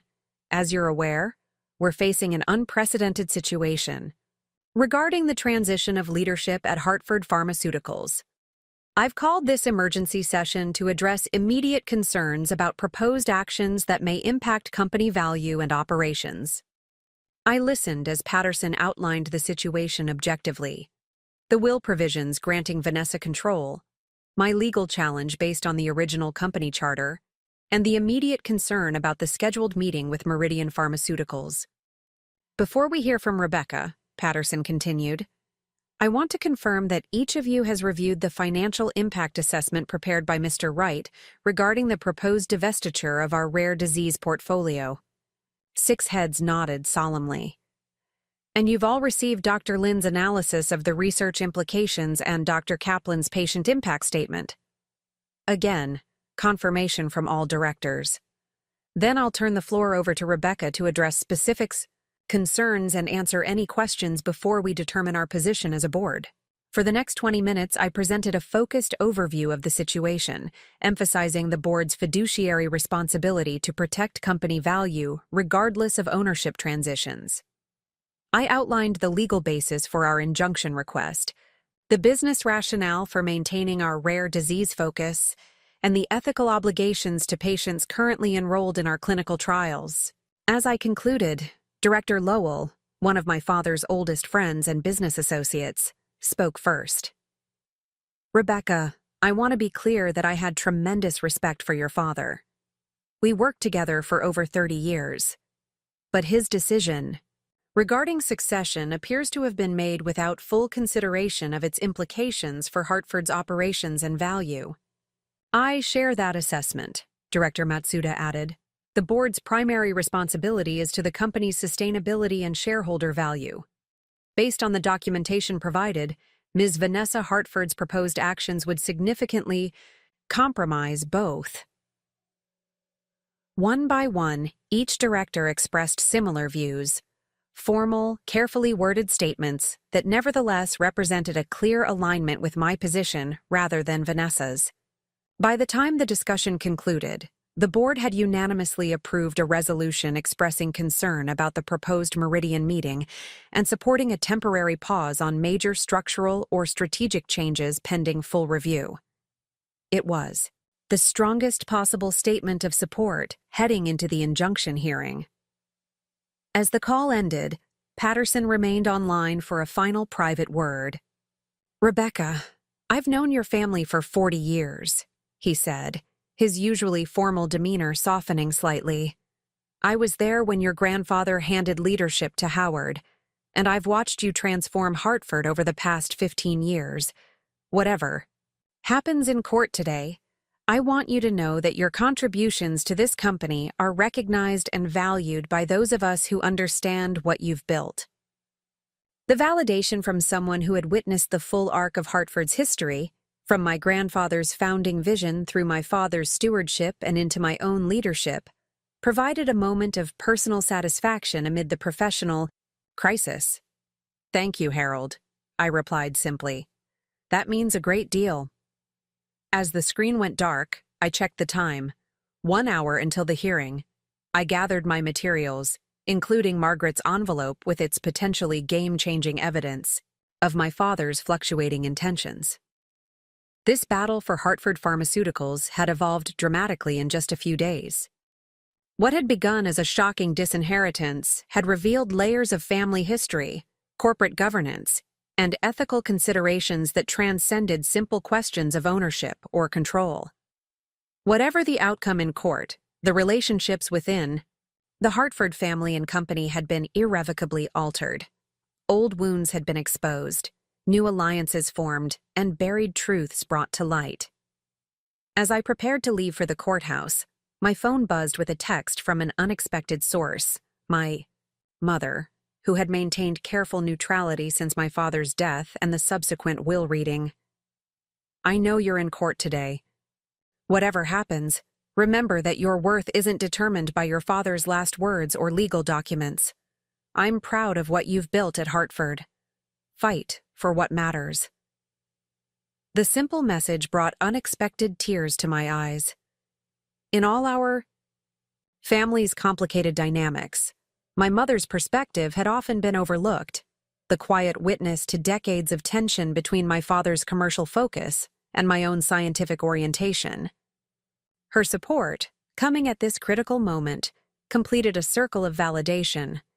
From my team who recognized my professional value, from Aunt Vivian who connected me to my grandfather's original vision, from the board who acknowledged my business, judgment, and now from my mother who affirmed my personal worth independent of corporate battles.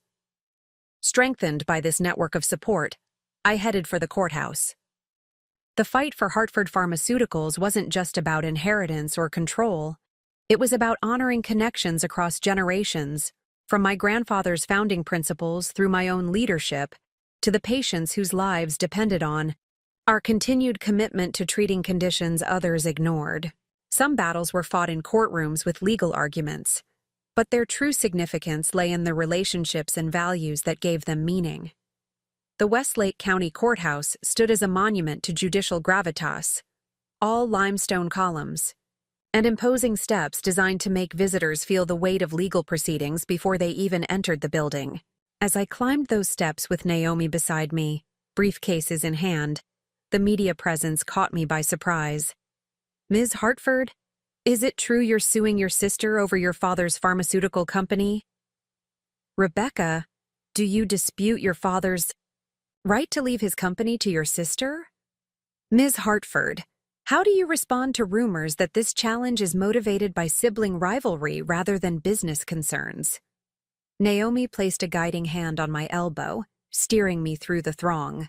Without responding, we had anticipated some media interest.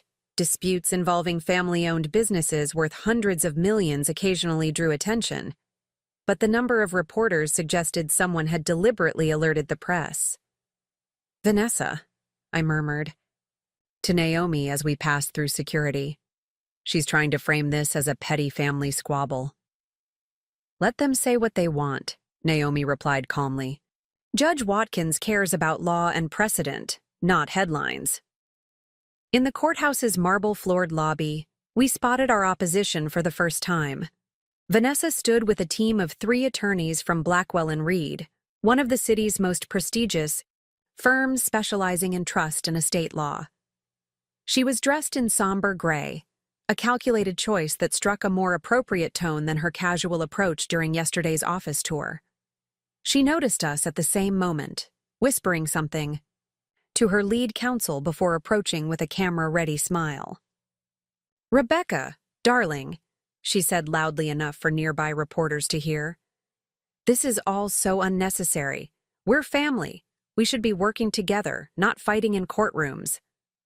The performance was masterful, positioning herself as the reasonable party seeking reconciliation while I appeared divisive and litigious. I maintained professional composure despite the transparent manipulation. "This isn't about family dynamics, Vanessa.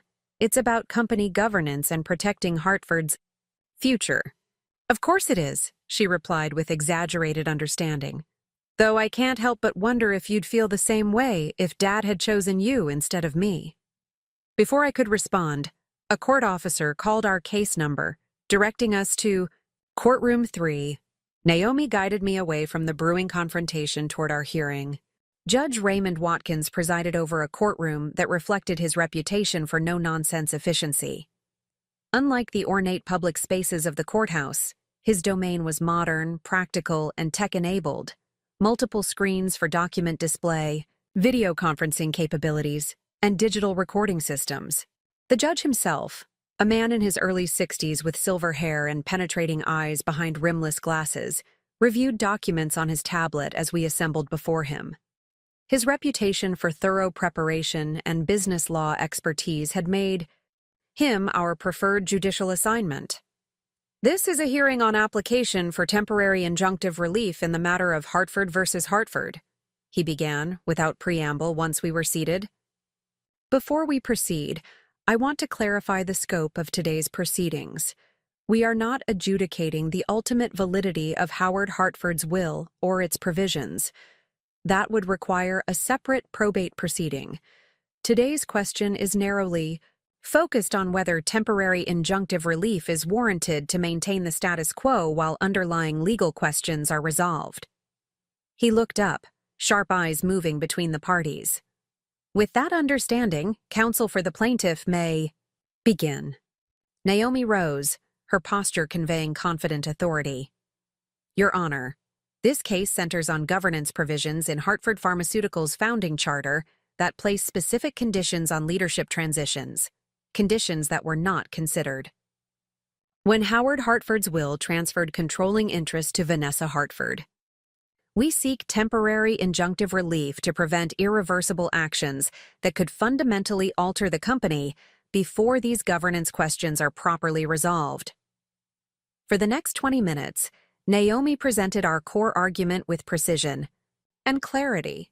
She walked through the original charter provisions requiring consideration of qualified family members with significant company service, demonstrated my 15-year history with Hartford, and documented contributions to its growth, and highlighted the immediate threats posed by Vanessa's planned meeting with Meridian Pharmaceuticals. This isn't merely about which family member controls the company, Your Honor, she emphasized. It's about preventing potentially irreversible damage to a specialized pharmaceutical firm with obligations to patients, research partners, and shareholders. The plaintiff doesn't seek to override her father's will permanently today, but rather to maintain operational stability while proper governance processes are followed. Judge Watkins interrupted with his first question. Counselor, why wouldn't normal business judgment protections be sufficient here? The board of directors has fiduciary responsibilities regardless of who holds controlling interest. 2 reasons, Your Honor, Naomi responded without hesitation. First, the scheduled meeting with Meridian Pharmaceuticals to discuss selling the rare disease portfolio could create binding commitments before the board has an opportunity to fully exercise those responsibilities. Second, while the board has expressed concerns, Ms. Vanessa Hartford holds majority voting power through the shares transferred in the will, potentially limiting the board's practical authority to prevent precipitous actions. The judge nodded thoughtfully before turning to Vanessa's legal team. Counsel for the defendant, your response? Lawrence Blackwell, Vanessa's lead attorney and a prominent figure in estate law circles, approached the podium with the confident ease of someone accustomed to high-stakes litigation. Your Honor, this case represents an unfortunate attempt to use corporate governance technicalities to override the clear testamentary intent of Howard Hartford. The will's language is unambiguous. Mr. Hartford wished for his daughter Vanessa to assume control of the company he built. Blackwell proceeded to argue that the original charter provisions had been effectively superseded by subsequent corporate reorganizations, that temporary injunctions required demonstration of irreparable harm rather than mere business disagreements, and that courts should be extremely reluctant to interfere with a testator's clearly expressed wishes regarding his own property. What we have here, Your Honor, is simply disappointment over an inheritance decision. Ms. Rebecca Hartford may disagree with her father's choice, but that disagreement doesn't constitute legal grounds to override his explicit instructions regarding his own company. As Blackwell continued, I noticed Judge Watkins reviewing certain documents with particular attention, specifically, the original charter with its succession provisions. He interrupted Blackwell mid-argument. "Counsel, I have a question about the 1991 reorganization you referenced. Did that reorganization explicitly dissolve the original corporate entity, or merely create a new operating structure above it?" The question went directly to the heart of our case, whether the original charter still had legal standing. Blackwell appeared momentarily thrown by the specific inquiry. The 1991 changes created a new operating company that assumed all business functions, Your Honor. That wasn't my question, Judge Watkins noted. Was the original corporate entity formally dissolved? Blackwell glanced toward his junior associates, who quickly flipped through their materials. "I don't believe there was a formal dissolution filed," he acknowledged. However, the practical effect was to transfer all operational control to the new entity. Yet the original entity continued to exist as a holding company for certain assets, Judge Watkins observed, now reviewing another document. "And that original entity remains subject to its charter provisions, correct?" "Technically, yes," Blackwell conceded, "but the relevance is minimal given that all meaningful business operations transfer." "I'll determine relevance, Counselor," the judge interrupted firmly. "The question is whether governance provisions in a still existing corporate entity have legal standing, not whether you consider them practically important." The exchange revealed Judge Watkins had honed in on precisely the leverage point we had identified: the continued legal existence of the original corporate entity with its charter provisions intact. As the arguments proceeded, a court officer approached the judge, handing him a note. After reading it, Judge Watkins addressed the courtroom. "I've been informed that we have 2 potential witnesses who have come forward with information potentially relevant to these proceedings. Normally, I would not hear witnesses during an injunctive relief hearing, but given the time-sensitive nature of the issues involved, I'll make a limited exception." He glanced at the note again. "The court will take brief testimony from Margaret, Wells, and Dr. Vivian Hartford, after which counsel will have an opportunity for limited questions relevant to the injunction request only." Vanessa turned to her attorneys with visible alarm. She clearly hadn't anticipated testimony from either my father's assistant or his sister. Margaret was called first, entering with the composed dignity that had characterized her 20 years of service to my father.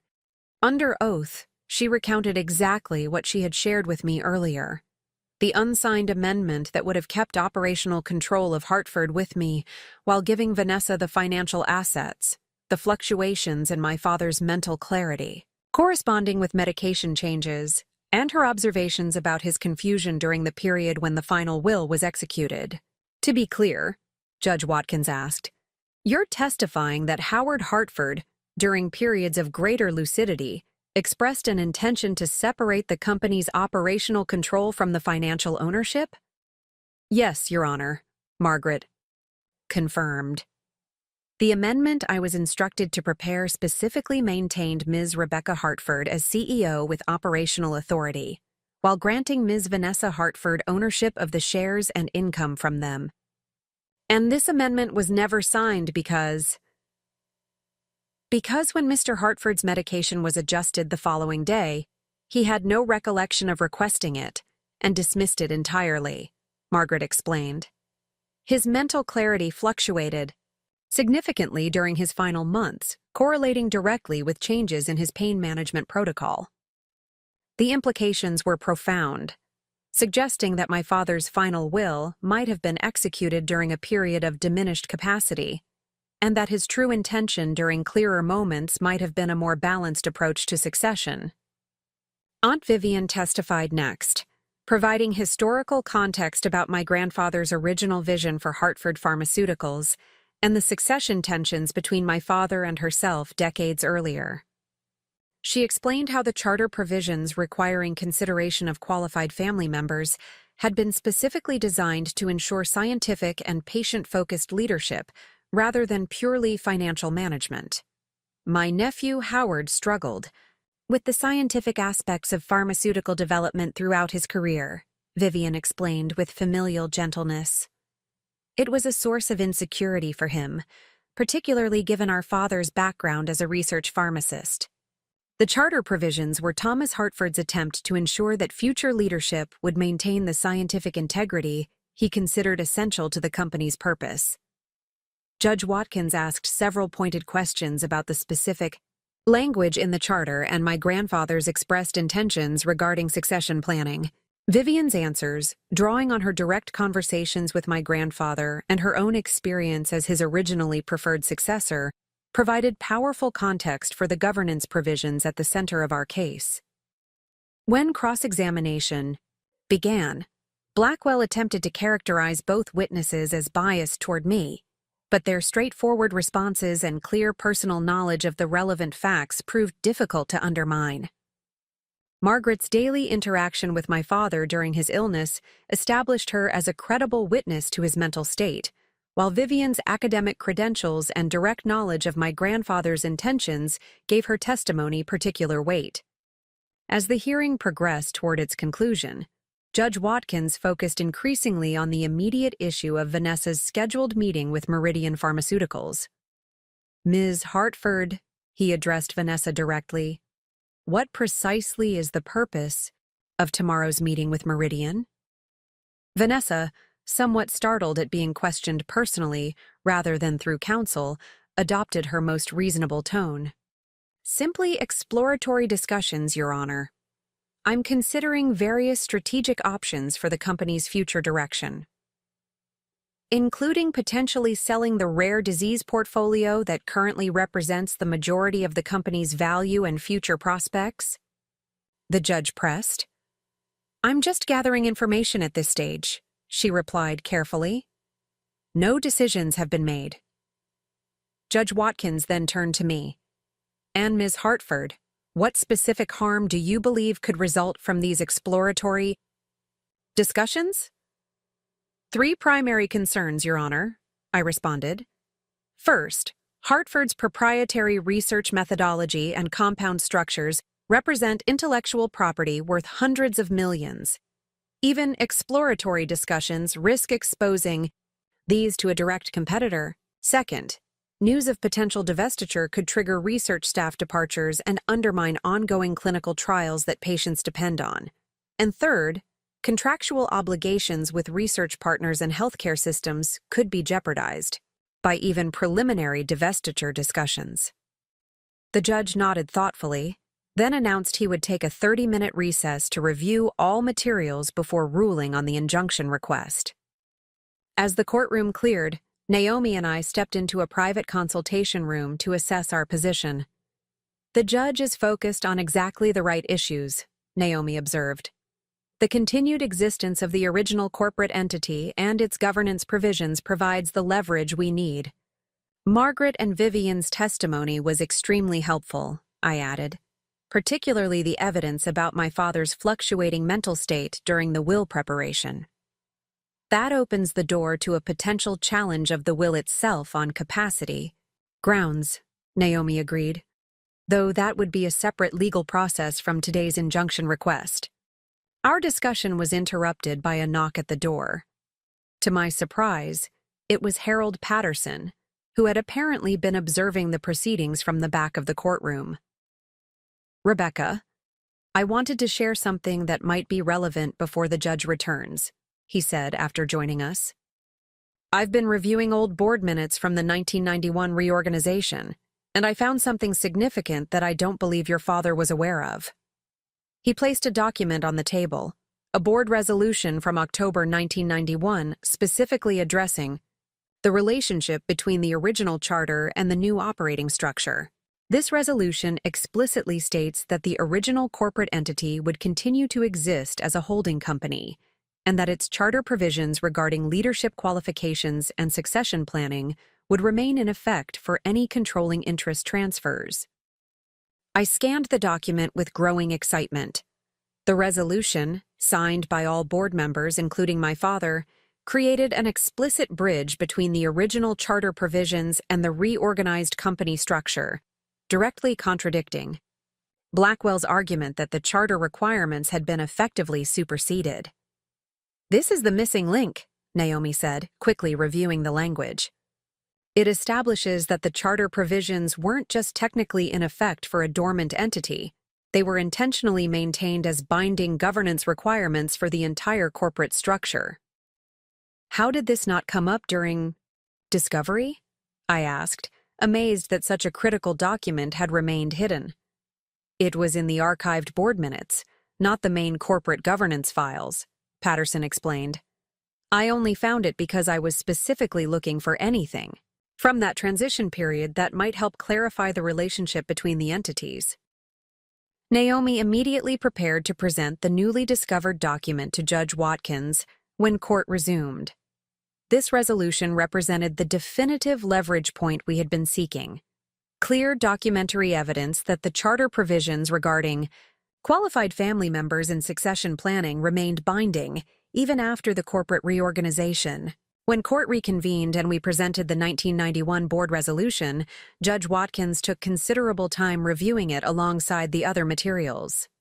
Blackwell attempted to minimize its significance, but the judge's increasingly pointed questions suggested he recognized its importance to our case. Finally, Judge Watkins delivered his ruling. Having reviewed all evidence and arguments, I find that the plaintiff has established sufficient grounds for temporary injunctive relief pending full consideration of the underlying governance issues. The 1991 board resolution explicitly maintaining the original charter provisions, combined with evidence of potential irreparable harm to company operations and value, justifies maintaining the status quo until these complex governance questions can be properly adjudicated. He continued with specific directives. Therefore, the court orders that, first, no sale, transfer, or substantive discussion regarding divestiture of Hartford Pharmaceuticals' rare disease portfolio or related intellectual property may proceed until the governance dispute is resolved. Second, operational control of Hartford Pharmaceuticals shall remain with the current management team, led by Rebecca Hartford as CEO, for a period of 60 days while expedited proceedings regarding the charter provisions are completed. Third, Vanessa Hartford's rights as financial beneficiary of the Hartford shares remain unchanged, but her exercise of voting control is temporarily suspended pending resolution of the governance requirements. The ruling represented everything we had sought: preservation of Hartford's core business, continuation of my operational authority, and time to fully adjudicate the complex legal questions raised by the charter provisions and evidence of my father's fluctuating intentions. As we exited the courthouse, reporters again swarmed for comments. This time, with the injunction secured, I felt confident enough to offer a brief statement. Today's ruling isn't about family disagreements. It's about protecting Hartford Pharmaceuticals' patients, research, and long-term value while complex governance questions are properly addressed. I remain committed to upholding the scientific excellence and patient focus that have defined Hartford since my grandfather founded the company. In the car returning to Hartford headquarters, I finally allowed myself to acknowledge the magnitude of what we had accomplished. The 1991 board resolution wasn't just a technical legal point. It represented my father's own agreement, decades earlier, that the company's leadership should be determined by qualification and commitment to its founding principles, not simply by inheritance. That resolution, combined with Margaret's testimony about my father's fluctuating intentions and Vivian's insights into my grandfather's original vision, had provided the critical leverage needed to protect Hartford Pharmaceuticals from hasty dismantling. The battle wasn't over, but we had secured the time and legal foundation needed to fight for Hartford's future the right way, through careful consideration of governance requirements, business value, and patient needs rather than rushed decisions, based on inheritances and emotions. As we pulled up to Hartford headquarters, I saw staff members gathered in the lobby anxiously awaiting news. Their concerned expressions transformed into smiles and relief as I entered. The company wasn't just a corporate entity or an inheritance. It was a community of dedicated professionals who had invested their careers in our shared mission. We have 60 days, I told Naomi as we stepped into the elevator. 60 days to transform a temporary victory into a permanent solution. 60 days to ensure Hartford stays true to its founding purpose, she agreed. The leverage we had discovered wasn't just a legal technicality, it was a thread connecting Hartford's past to its future, my grandfather's vision to my leadership, and the company's scientific purpose to its business success. Some battles were won through force. This one had been won by finding the right pressure point, the precise leverage that could move even the weight of a seemingly ironclad will.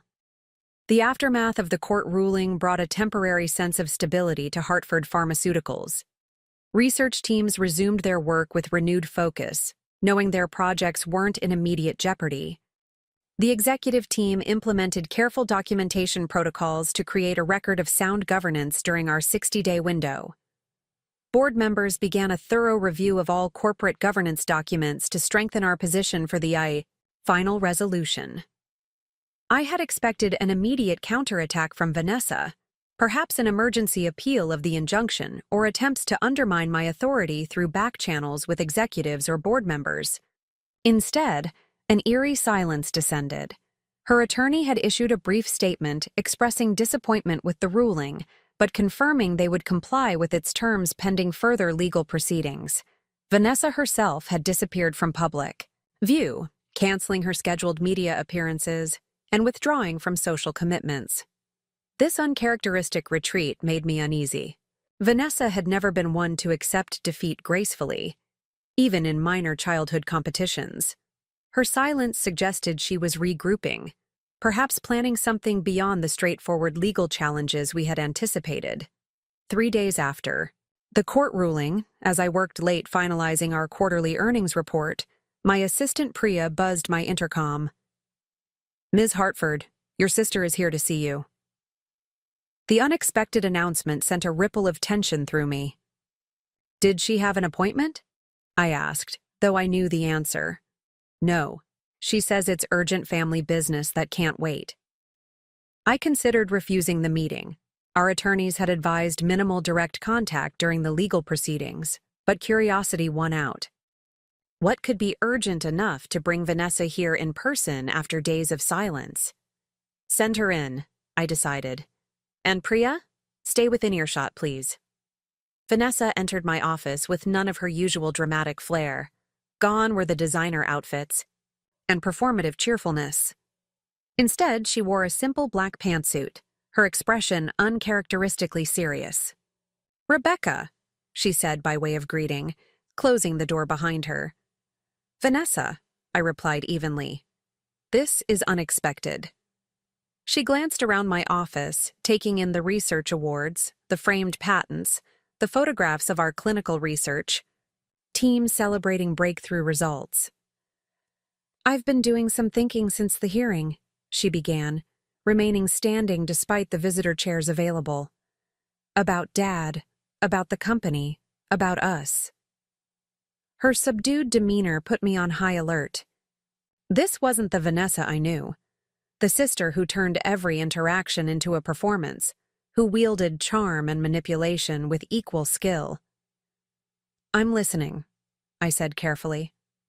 "You've built something impressive here," she continued, gesturing toward the window that overlooked the research campus. "I didn't fully understand the scope of it until the court hearing. The way people talked about the work being done, the patients involved." I remained silent, waiting for the turn I knew was coming, the pivot to whatever she actually wanted from this conversation. "The thing is," she continued, "I've been talking with some financial advisors. Even with the court's temporary ruling, I still legally own the shares Dad left me.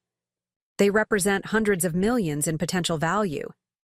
"That's correct," I acknowledged. "The injunction addressed operational control, not ownership."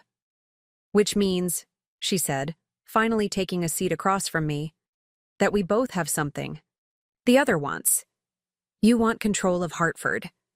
I want to realize the financial value of what Dad left me." And there it was, the real purpose of this unexpected visit. "What exactly are you proposing?" I asked, though I had already begun to see the outline of her approach. A settlement, Vanessa replied simply. One that gives us both what we want without further legal battles or family drama. She leaned forward slightly. I'll transfer full voting control of the Hartford shares to you, removing any governance challenges. In exchange, you arrange for a corporate buyback of 70% of my shares at a premium to current valuation, giving me liquid assets while you maintain controlling interest. The proposal was surprisingly straightforward. A clean separation that would leave me with uncontested control of Hartford Pharmaceuticals and Vanessa with substantial liquid wealth rather than illiquid company shares. Why now? I asked.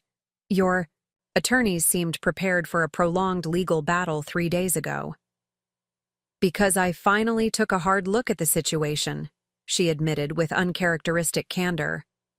The truth is, I don't want to run a pharmaceutical company. I never did.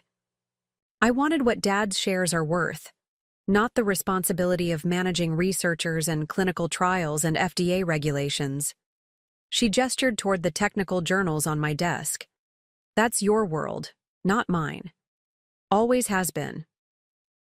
The admission was perhaps the most honest thing Vanessa had ever said to me. Throughout our lives, she had been driven by appearance, status, and immediate gratification, seeking the fruits of success without the sustained effort required to build something meaningful. And the court ruling made you reassess your position, I suggested. She shrugged, a glimpse of her usual self showing through. Let's just say it clarified the probable outcomes.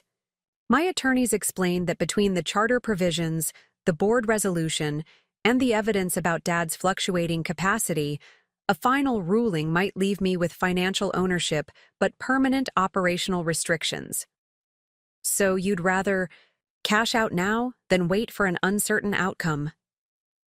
I'd rather we both get what we actually want, she countered. You want to run Hartford your way, continuing your rare disease research and patient-focused approach. I want financial freedom without corporate responsibilities. This solution delivers both.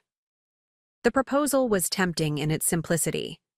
A negotiated settlement would avoid months of legal battles, eliminate uncertainty for researchers and patients, and allow me to focus on advancing Hartford's scientific mission rather than defending my position. Yet something about Vanessa's sudden pragmatism raised warning flags. She had never been one to accept partial victories or reasonable compromises. What would the timeline be for this proposed share buyback? I asked, probing for potential complications. That's where it gets interesting, she replied, shifting slightly in her seat. I'd need the transaction completed within 30 days. That's an extremely aggressive timeline for a transaction of this magnitude, I noted. The board would need to approve the share price premium. Financing would need to be arranged. I have a buyer already lined up for some real estate investments I've been considering, she interrupted. They need an answer within 30 days, and I need liquidity to make those purchases. The specific time frame seemed arbitrary and artificial, exactly the kind of manufactured urgency that raised suspicions. If Vanessa genuinely wanted a clean settlement, she would be more flexible on timing. I'd need to discuss this with the board and our financial advisors, I said neutrally. A share buyback of that size would have significant implications for our capital structure. Of course, she agreed too readily.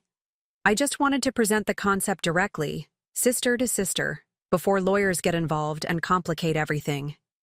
Her phone buzzed, and she glanced at it briefly before standing. I should go. But think about it, Rebecca. This could be the cleanest resolution for everyone involved. After she departed, I sat contemplating the unexpected proposal. On the surface, it offered a direct path to what I had been fighting for.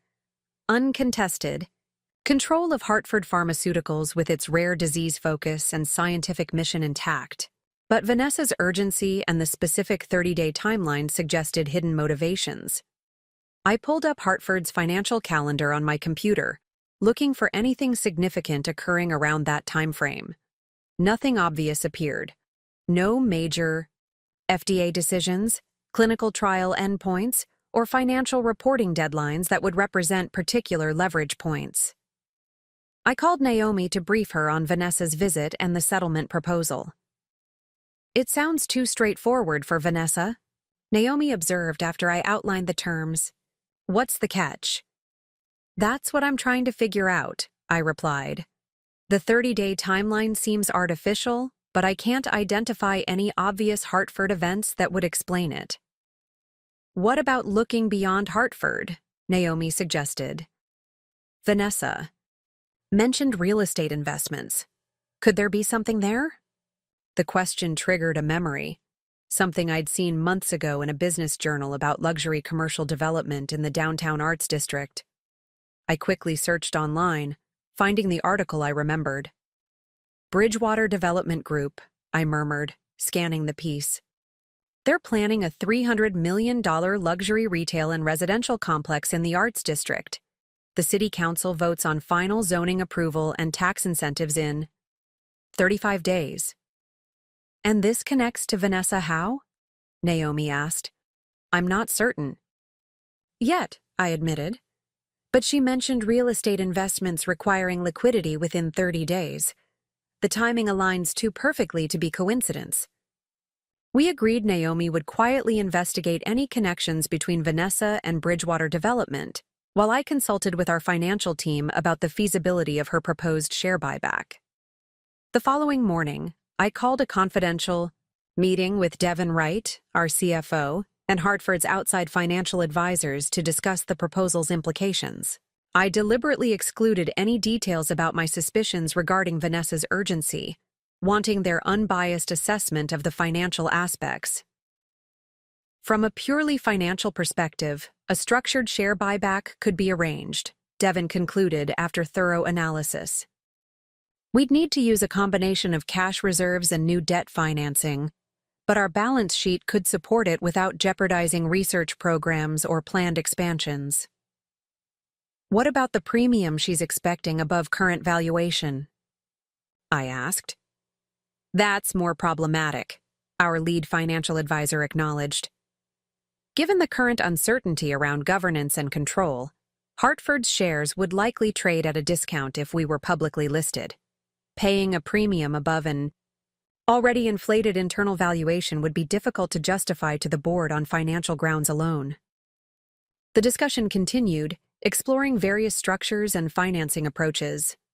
By lunch, we had developed a preliminary framework that could potentially accommodate Vanessa's core requirements while protecting Hartford's financial stability, though with a longer timeline than her demanded 30 days. As I returned to my office, Naomi called with her findings. "Your instincts were right," she said without preamble. "Vanessa is listed as a silent partner in a limited liability company that owns 15% of Bridgewater Development Group. And here's where it gets interesting. If the Arts District project receives final approval, their property values are projected to increase by 40–50% overnight. So she needs liquidity to increase her investment position before the city council. Vote, I reasoned, the pieces falling into place. Exactly. But there's more, Naomi continued. I checked with a contact in the city planning department. The proposal has faced significant community opposition due to concerns about displacing existing arts organizations and small businesses.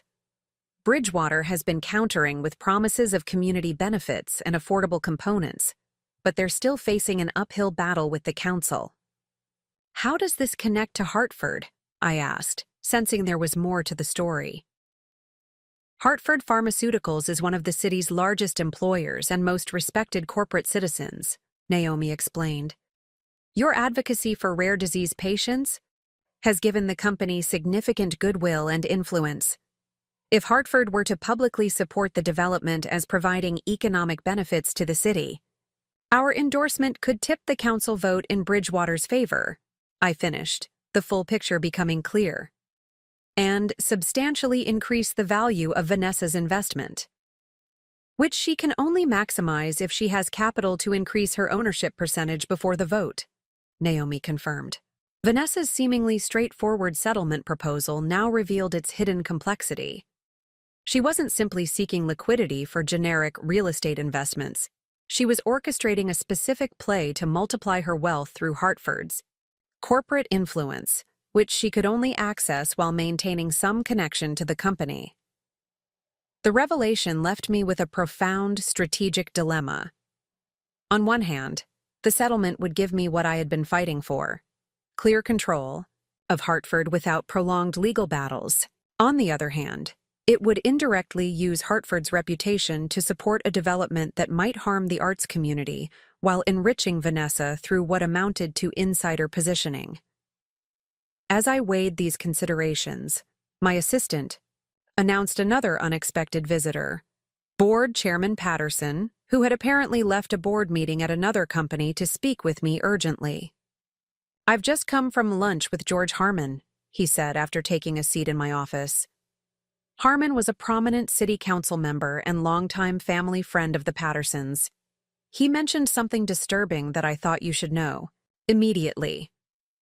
I listened as Patterson explained that Vanessa had been meeting with council members, suggesting that Hartford Pharmaceuticals would be expanding its downtown presence as part of the Bridgewater development, adding research facilities, and creating jobs in exchange for the council's support of the project.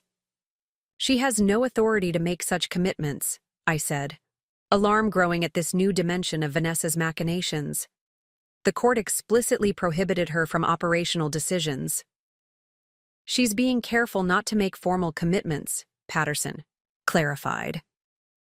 "Just floating possibilities and creating impressions that Hartford is aligned with Bridgewater's vision. Several council members are already publicly linking the potential development to Hartford's continued growth. This unauthorized use of Hartford's name and reputation crossed a line from troubling to potentially damaging.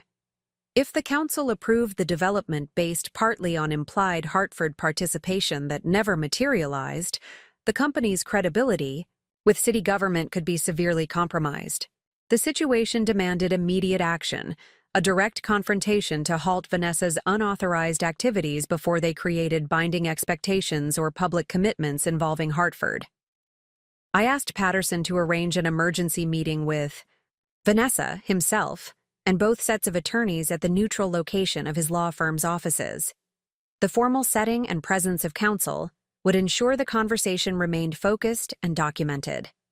3 hours later, we assembled in Patterson's firm's elegant conference room overlooking the city skyline, including a clear view of the arts district that stood at the center of our discussion.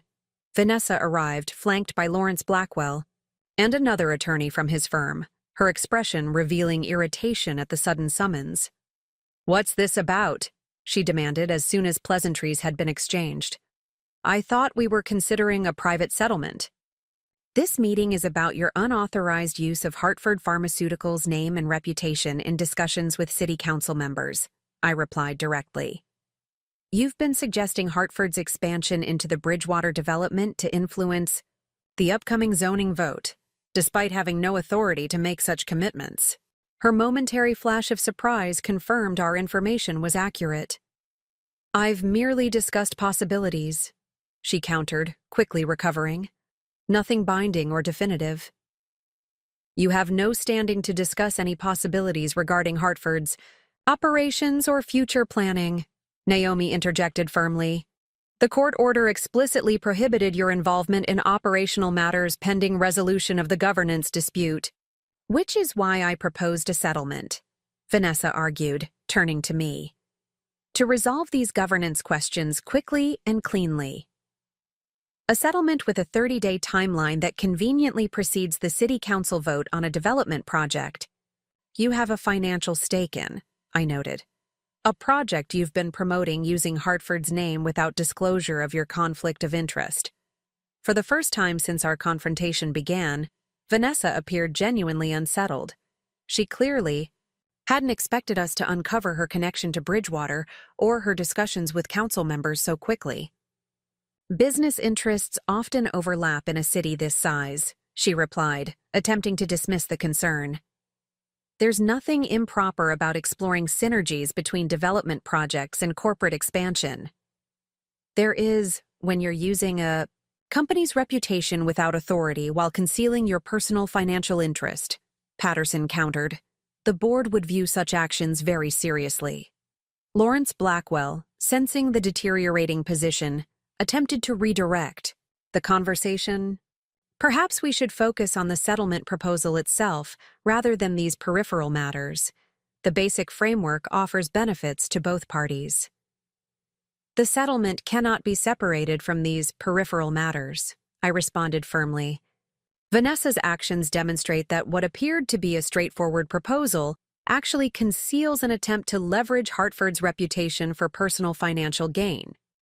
As the discussion continued, I maintained absolute clarity on two non-negotiable positions. First, any settlement would require full disclosure to the City Council regarding Vanessa's connection to Bridgewater and explicit correction of any impressions that Hartford had committed to the development. Second, any share buyback would proceed on a timeline determined by Hartford's financial requirements, not by Vanessa's investment deadlines. These terms are unacceptable, Vanessa finally snapped, her facade of reasonable compromise crumbling. The whole point of settlement is efficiency and mutual benefit. The point of settlement is resolution that honors the company's interests and governance requirements, I corrected, not facilitating undisclosed conflicts of interest or artificial timelines driven by personal investment strategies. After nearly 2 hours of increasingly tense exchanges, Vanessa and her attorneys requested a private consultation. When they returned, Blackwell presented a modified approach. Vanessa would issue a clarification to council members regarding Hartford's non-commitment to the development, and in exchange, we would consider a partial share buyback on an expedited basis for a portion of her holdings. This still fails to address the fundamental issue, I replied. Any settlement must prioritize Hartford's governance integrity and financial health, not external investment timelines. And it must include full disclosure of all relevant conflicts of interest. As the meeting concluded without resolution, Vanessa finally dropped all pretense of sisterly compromise. You think you've won because of some technicality in grandfather's charter, she said, gathering her belongings. But Dad left everything to me for a reason. He knew who could be trusted with his legacy. The bitterness in her voice revealed the personal dimension that had been lurking beneath the business and legal maneuvering all along. This isn't about who Dad trusted more, I replied quietly. It's about who's committed to what Hartford Pharmaceuticals actually is, a company that develops life-changing treatments for people with few other options. That was Grandfather's vision, and it's the mission I've dedicated my career to advancing. How convenient that your definition of the right vision aligns with keeping power for yourself, she shot back. Not power, Vanessa. Responsibility. There's a difference you've never understood. As she departed with her legal team, Patterson turned to me with a thoughtful expression. That went about as expected, he observed. But it revealed something important. She's more desperate for that quick liquidity than we realized. Her Bridgewater investment must be significant. Which gives us leverage in the broader resolution, Naomi added. She needs cash more than she needs a prolonged fight over control. The direct confrontation had transformed what had initially appeared to be a simple settlement negotiation into a multi-dimensional chess match involving corporate governance, city politics, development interests, and family dynamics. Vanessa's attempt to manipulate Hartford's reputation for personal gain had backfired, exposing her true priorities and strengthening our position. Draft a formal communication to the City Council, I instructed Naomi as we left the meeting. It should clarify that Hartford has made no commitments regarding the Bridgewater development and has no current plans for expansion into that district. What about the settlement discussions? She asked. We proceed, but on our terms and timeline, I decided. A gradual, phased buyback that protects Hartford's financial stability while providing Vanessa with progressive liquidity, but not in time for her to maximize her Bridgewater investment before the council vote. Direct confrontation hadn't produced an immediate resolution, But it had accomplished something perhaps more valuable: clarity about the true nature of the conflict and the principles that would guide its ultimate resolution. This wasn't simply about inheritance or control anymore. It was about the integrity of Hartford Pharmaceuticals, the proper use of its influence, and the values that would shape its future. Some confrontations ended with clear victories or defeats. This one had revealed a path forward, one that required steadiness, transparency, and unwavering commitment to the company's true purpose. 2 weeks after our confrontation with Vanessa, Hartford Pharmaceuticals faced a pivotal moment that would shape both public perception and the ongoing battle for the company's future. Our quarterly earnings call, scheduled months before the inheritance dispute erupted, would be the first public forum where I would address investors, analysts, and industry observers since the court granted the temporary injunction. Under normal circumstances, these calls followed a predictable format: presentation of financial results, updates on research milestones, guidance for future quarters, and carefully scripted responses to analyst questions. Today would be different. The inheritance dispute, court ruling, and uncertainty about Hartford's leadership had generated intense interest far beyond our usual audience. "We've got over 200 participants registered for the call," Devin Wright reported during our preparation meeting that morning. "That's triple our normal attendance. And the analyst questions submitted in advance focus more on governance and control than on quarterly performance." Despite the fact that our results exceeded projections across all key metrics, Dr. Lin added, highlighting the unfortunate distraction from Hartford's actual performance.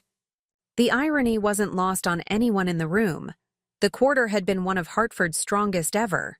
Revenue up 17% year over year, 2 promising compounds advancing to the next phase of clinical trials, and a breakthrough partnership with Mayo Clinic for our Westridge treatment.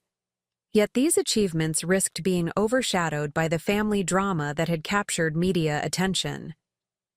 "We need to redirect focus to Hartford's operational excellence and patient impact," I said, reviewing our presentation materials, while acknowledging the governance situation transparently without letting it dominate the narrative. We spent the next hour refining our approach, anticipating difficult questions, and ensuring our core message remained clear. Regardless of ownership structures or legal proceedings, Hartford Pharmaceuticals remained focused on its scientific mission and commitment to patients with rare diseases. As the call's start time approached, I received an unexpected message from Naomi. "Vanessa has registered for the earnings call under Bridgewater Development's name. Be prepared for potential disruption." Her participation complicated an already challenging situation. While the call was open to all interested parties, Vanessa's presence suggested she might attempt to use this public forum to advance her narrative or challenge my leadership directly in front of the investment community. At precisely 11 a.m., our investor relations director opened the call with standard disclaimers before introducing me to present the quarterly results. I began with a measured, professional overview of Hartford's financial performance, research milestones, and strategic initiatives, deliberately maintaining the same structured approach we had used in previous quarters. Before turning to our forward guidance, I continued, addressing the elephant in the room. I want to briefly address the temporary leadership structure currently in place at Hartford Pharmaceuticals. As many of you are aware, following Howard Hartford's passing, questions arose regarding the governance requirements for leadership transitions under our founding corporate documents. The court has granted a temporary order maintaining operational continuity under current management, while these governance questions are resolved. I kept my explanation factual and devoid of personal commentary about Vanessa or my father's will. Most importantly, I emphasized, this temporary structure has ensured zero disruption to our research programs, clinical trials, or patient access to treatments. The executive team remains fully focused on advancing our scientific mission and building on the strong performance you've seen in this quarter's results. The presentation portion concluded, we moved to the Q&A session, the part of the call I knew would prove most challenging. The first question came from Sandra Michaels at Morgan Stanley. Thank you for addressing the governance situation, Ms. Hartford. Could you provide more specific details about the timeline for resolving these questions permanently, and what impact resolution might have on Hartford's strategic direction? The court has established a 60-day period for expedited proceedings regarding the governance requirements, I replied. We're currently in discussions about potential resolutions that would maintain Hartford's focus on rare disease treatments while addressing all stakeholders' interests. What I can state unequivocally is that our commitment to scientific excellence and patient-focused research will remain the cornerstone of Hartford's strategy, regardless of the specific resolution. The next analyst asked about potential impacts on our research partnerships. Some of your academic and clinical research collaborators have expressed concern about potential changes in Hartford's rare disease focus. How are you addressing these concerns during this period of uncertainty? This question touched on a critical issue: the anxiety our situation had created among research partners whose work depended on Hartford's continued commitment to rare disease treatments. We've been proactively communicating with all research partners, I explained. The court order specifically prevents any changes to our rare disease portfolio or research directions during this period. Additionally, the board has unanimously expressed support for maintaining our current strategic focus.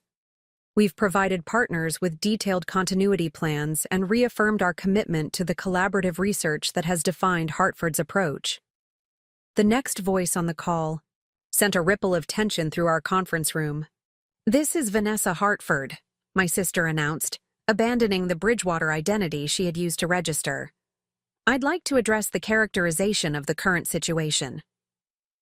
Our investor relations director hesitated, looking to me for guidance on whether to mute the unexpected intervention. I gave a small nod to allow her to continue. Silencing her would only create an impression of fear or evasion. As the legal beneficiary of Howard Hartford's controlling interest in the company, Vanessa continued, her voice composed and professional, I want to assure investors that I am committed to maximizing Hartford's value and potential. The temporary court order has delayed, but not diminished my intention to bring fresh perspective and expanded market opportunities to the company my father built. She was carefully positioning herself as a forward-thinking steward rather than acknowledging her previously stated intentions to sell off the rare disease portfolio and pivot to consumer products. While my sister has done admirable work with the rare disease focus, she continued, I believe Hartford has opportunities in broader markets that remain unexplored. The current governance dispute is simply about ensuring all strategic options receive proper consideration. The reframing was clever, presenting her approach as complementary expansion rather than fundamental redirection, casting me as narrowly focused while portraying herself as innovatively comprehensive. The moment called for direct but measured response. I appreciate Vanessa's perspective, I replied, keeping my tone collegial despite the ambush. And I welcome her acknowledgement of the value Hartford has created through its rare disease focus. Where we differ is in our assessment of where Hartford's greatest future value lies. Our exceptional results this quarter demonstrate the scientific and commercial success of our specialized approach. I continued, addressing the broader audience rather than engaging in direct debate with Vanessa. Hartford's current valuation and growth trajectory stem directly from our leadership in rare disease treatments, an area where we've built substantial competitive advantages through specialized knowledge, patient relationships, and proprietary research methods. This focused strategy has delivered the 32% compound annual growth rate investors have benefited from over the past 5 years. The subtle reference to Hartford's performance metrics under my leadership served as an implicit contrast to Vanessa's lack of pharmaceutical experience. Another analyst jumped in. Ms. Vanessa Hartford, could you elaborate on the specific broader markets you believe represent opportunities for the company? It was the perfect follow-up question, requiring Vanessa to move beyond vague assertions to specific business strategy. Certainly, she replied, her confidence unwavering despite stepping into terrain where her knowledge was limited. I believe Hartford could leverage its pharmaceutical expertise in consumer wellness products, cosmeceuticals with therapeutic properties, and lifestyle medications, markets with significantly larger customer bases than rare diseases. Her answer revealed exactly what I had hoped it would: a fundamental misunderstanding of pharmaceutical business models, value creation, and Hartford's specific competitive advantages. Rather than directly challenging her assessment, I allowed the next questioner to probe further. How would you address the regulatory pathways and development timelines for these consumer markets, which differ substantially from Hartford's current specialty pharmaceutical approach? Vanessa's response became increasingly vague, referencing strategic partnerships and phase transitions, without demonstrating understanding of the complex regulatory, scientific, and commercial realities of pharmaceutical development. As the exchange continued, a clear contrast emerged not through direct confrontation, but through the natural exposure of differing levels of industry knowledge. My responses remained focused on specific data points, research milestones, and strategic rationales, while Vanessa's relied increasingly on generalities and business platitudes. When asked about the Westridge trial results and their implications for patients with rare neurological conditions, I provided detailed context about mechanism of action, efficacy measurements, and quality of life improvements. When Vanessa was asked how her proposed consumer focus would affect ongoing clinical trials, she struggled to address the scientific and ethical dimensions of research continuity. The dynamic shifted further when Dr. Lin was invited to discuss our research pipeline. Her passionate, technically precise description of how Hartford's integrated research approach had overcome challenges in developing the Novartis treatment demonstrated the depth of scientific expertise driving our success. Expertise that couldn't simply be redirected toward consumer products without losing its fundamental value. As the call progressed, analysts' questions increasingly focused on concrete operational and scientific matters, rather than governance uncertainties, a natural gravitation toward substance over drama. Vanessa's interventions became less frequent, as the discussion moved deeper into pharmaceutical development specifics where her knowledge gaps became apparent. Near the end of the session, a question arrived that perfectly encapsulated the fundamental issue at stake. For both Ms. Rebecca Hartford and Ms. Vanessa Hartford, how do you define success for Hartford Pharmaceuticals over the next 5 years? The question cut to the heart of our differing visions for the company. Vanessa answered first. Success would be significant expansion of Hartford's market presence, diversification into higher volume consumer segments, and maximized shareholder returns through strategic partnerships or targeted acquisitions. Her answer was textbook business school rhetoric, unobjectionable in its emphasis on growth and returns, but revealing in its lack of reference to patients' treatments or scientific advancement. When my turn came, I took a moment before responding. Hartford Pharmaceuticals was founded with a mission to develop treatments that improve and save lives, I began.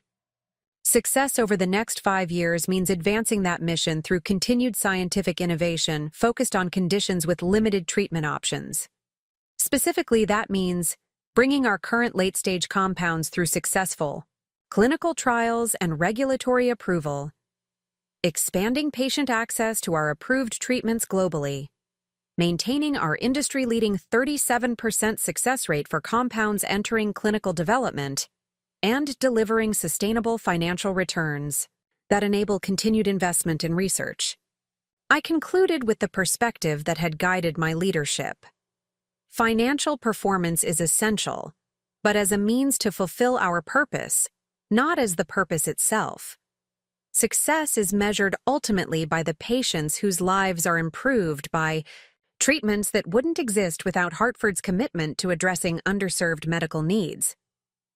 The contrast between our answers encapsulated the fundamental choice facing Hartford, between a vision centered on patient impact supported by financial success, and one focused on financial returns potentially disconnected from the company's founding purpose. As the call concluded, our investor relations director thanked participants and provided standard follow-up information. The moment the line disconnected, the room erupted in analysis of what had just transpired. "That couldn't have gone better if we'd scripted it," Devin observed. Vanessa essentially demonstrated why she shouldn't be running a specialized pharmaceutical company. "The analyst questions were perfect," Dr. Lin added. "They naturally highlighted the depth of industry-specific knowledge required for effective leadership in this sector." While the team celebrated what they perceived as a clear victory in the court of public opinion, I maintained a more measured perspective. This wasn't about winning or losing, I reminded them. It was about demonstrating Hartford's continued focus on its core mission despite leadership uncertainties. Within hours, the impact of the earnings call began reverberating through various channels. Industry publications highlighted Hartford's strong quarterly performance and research advances, with several noting the stark contrast in pharmaceutical knowledge displayed during the call. Investment analysts issued updated recommendations, with most maintaining or upgrading their outlook on Hartford based on operational fundamentals rather than governance concerns. Most significantly, we received messages of support from key stakeholders who had been watching closely, research partners reaffirming their commitment to ongoing collaborations, patient advocacy groups expressing relief about continuity in treatment development, and hospital systems confirming their intention to maintain Hartford's treatments in their formularies. By late afternoon, Naomi called with additional feedback. The transcript of the call is circulating among the legal community.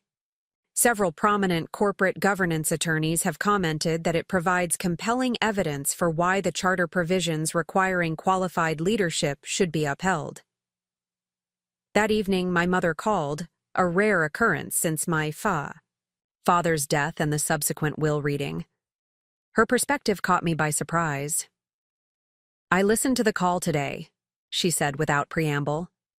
"You handled yourself with remarkable grace under difficult circumstances." "Thank you," I replied, uncertain where the conversation was heading. "Your father would never admit it," she continued, "but he would have been proud of how you articulated Hartford's mission. That fusion of scientific purpose with business acumen was what he always struggled to achieve himself."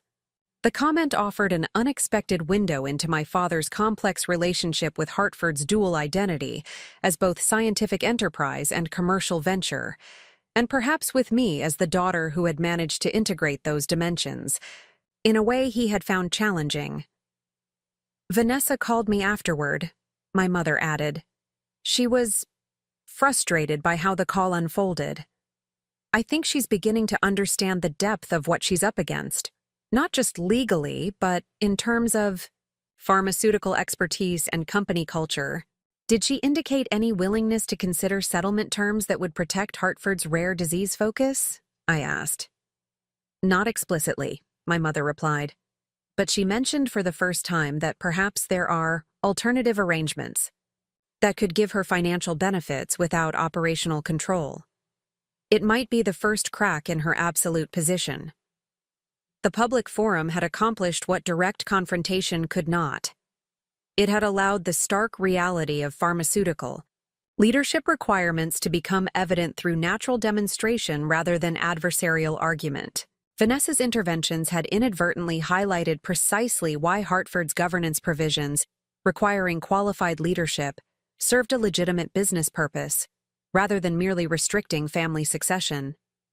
As I reviewed my notes, from the call that evening, I recognized that we had reached a turning point in the battle for Hartford's future. The dispute had moved beyond family dynamics and legal technicalities into the realm of substantive business judgment and industry expertise. The quarterly earnings call had transformed a private inheritance dispute into a public demonstration of what leadership actually meant in the context of a specialized pharmaceutical company, with lives depending on its decisions. The next day, an unexpected email arrived from Lawrence Blackwell, Vanessa's attorney. Following yesterday's quarterly earnings presentation, my client has expressed interest in resuming settlement discussions with modified parameters. Please advise if UI would be amenable to a meeting early next week. The message confirmed what the public forum had suggested. Vanessa's position was evolving in response to the realities of pharmaceutical leadership that had been so clearly displayed. Whether driven by dawning self-awareness or pragmatic recognition of her weaknesses in a public setting, she appeared ready to consider alternatives to her initial all-or-nothing approach. I forwarded the message to Naomi with a simple note. The public forum shifted something. Let's prepare a framework that protects Hartford's mission while providing Vanessa a dignified exit. Some battles were won through legal arguments or boardroom maneuvering. This one had advanced through the simple power of demonstrated expertise in a public setting, allowing stakeholders to see firsthand the substance behind Hartford's leadership and the vision guiding its future. The path to resolution was becoming clearer, not through compromise of Hartford's core principles, but through creating a structure that honored its scientific purpose while addressing the legitimate financial interests created by my father's will. The quarterly earnings call had not just informed investors about Hartford's performance, it had illuminated the fundamental values that would guide the company's path forward. The settlement meeting was scheduled for Tuesday morning at the neutral territory of the Four Seasons Hotel. As I prepared, I reflected on the journey that had brought us to this moment. From the shocking will reading where my father had declared, "I wasn't worth a penny," through the court battle over the original charter provisions, to the public demonstration of pharmaceutical expertise that had finally shifted Vanessa's position. The past weeks had been exhausting, yet clarifying. What had begun as a fight for my rightful inheritance had evolved into something more fundamental, a battle for Hartford's scientific purpose and the patients who depended on our treatments. This perspective guided the settlement framework Naomi and I had developed, prioritizing Hartford's mission while acknowledging the legitimate financial interests created by my father's will. I arrived at the hotel's executive meeting room to find Vanessa already seated with Lawrence Blackwell and a financial advisor I didn't recognize. Board Chairman Patterson and Naomi joined me, along with Devin Wright, whose financial expertise would be essential for the discussions ahead. The atmosphere was notably different from our previous confrontation. Vanessa's usual performative confidence had been replaced by a more subdued, businesslike demeanor. The disastrous earnings call had apparently prompted genuine reassessment of her position. "Thank you for agreeing to resume discussions," Blackwell began once pleasantries had been exchanged. "My client recognizes that a negotiated resolution serves everyone's interests better than prolonged litigation." "We appreciate that perspective," Naomi replied. "Before we discuss specific terms, I want to clarify our core principles for any settlement. First, Hartford's rare disease focus and research continuity must be protected. Second, governance must align with the charter provisions requiring qualified leadership. And third, any financial arrangements must maintain the company's long-term stability." Blackwell nodded. "Those principles are reasonable, provided they accommodate my client's legitimate interest in realizing the financial value of her inheritance." This acknowledgement, focusing on financial value rather than operational control, represented a significant shift from Vanessa's initial all-or-nothing position. "We've prepared a comprehensive framework that addresses both governance and financial interests," I said, distributing copies of the proposal we had developed. "Rather than the simple share buyback previously discussed, we're proposing a more nuanced structure." The settlement framework included several interconnected elements. First, a corporate reorganization creating two classes of shares: voting shares with operational control rights and financial shares entitled to dividend streams but without governance authority. I would receive all voting shares, while Vanessa would hold financial shares representing her inheritance percentage. Second, a phased liquidity program allowing Vanessa to convert portions of her financial shares to cash over a 5-year period, ensuring she received fair value without undermining Hartford's capital structure. Third, establishment of the Howard Hartford Foundation, a patient advocacy organization funded by a percentage of Hartford's profits, with Vanessa serving as chairperson if she wished, creating a constructive role aligned with her interests and abilities. And finally, formal adoption of governance provisions requiring pharmaceutical experience for future Hartford leadership, ensuring the company's scientific mission would remain protected regardless of ownership changes. This approach preserves Hartford's operational integrity while honoring the financial value of Vanessa's inheritance, I explained. It also creates a structure where both Hartford sisters contribute to our father's legacy in ways aligned with our respective strengths. The proposal's balanced approach, addressing both governance imperatives and financial interests, seemed to resonate with Vanessa more than I had anticipated.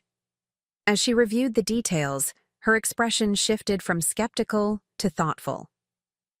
The Howard Hartford Foundation is an interesting element, she noted, looking up from the document.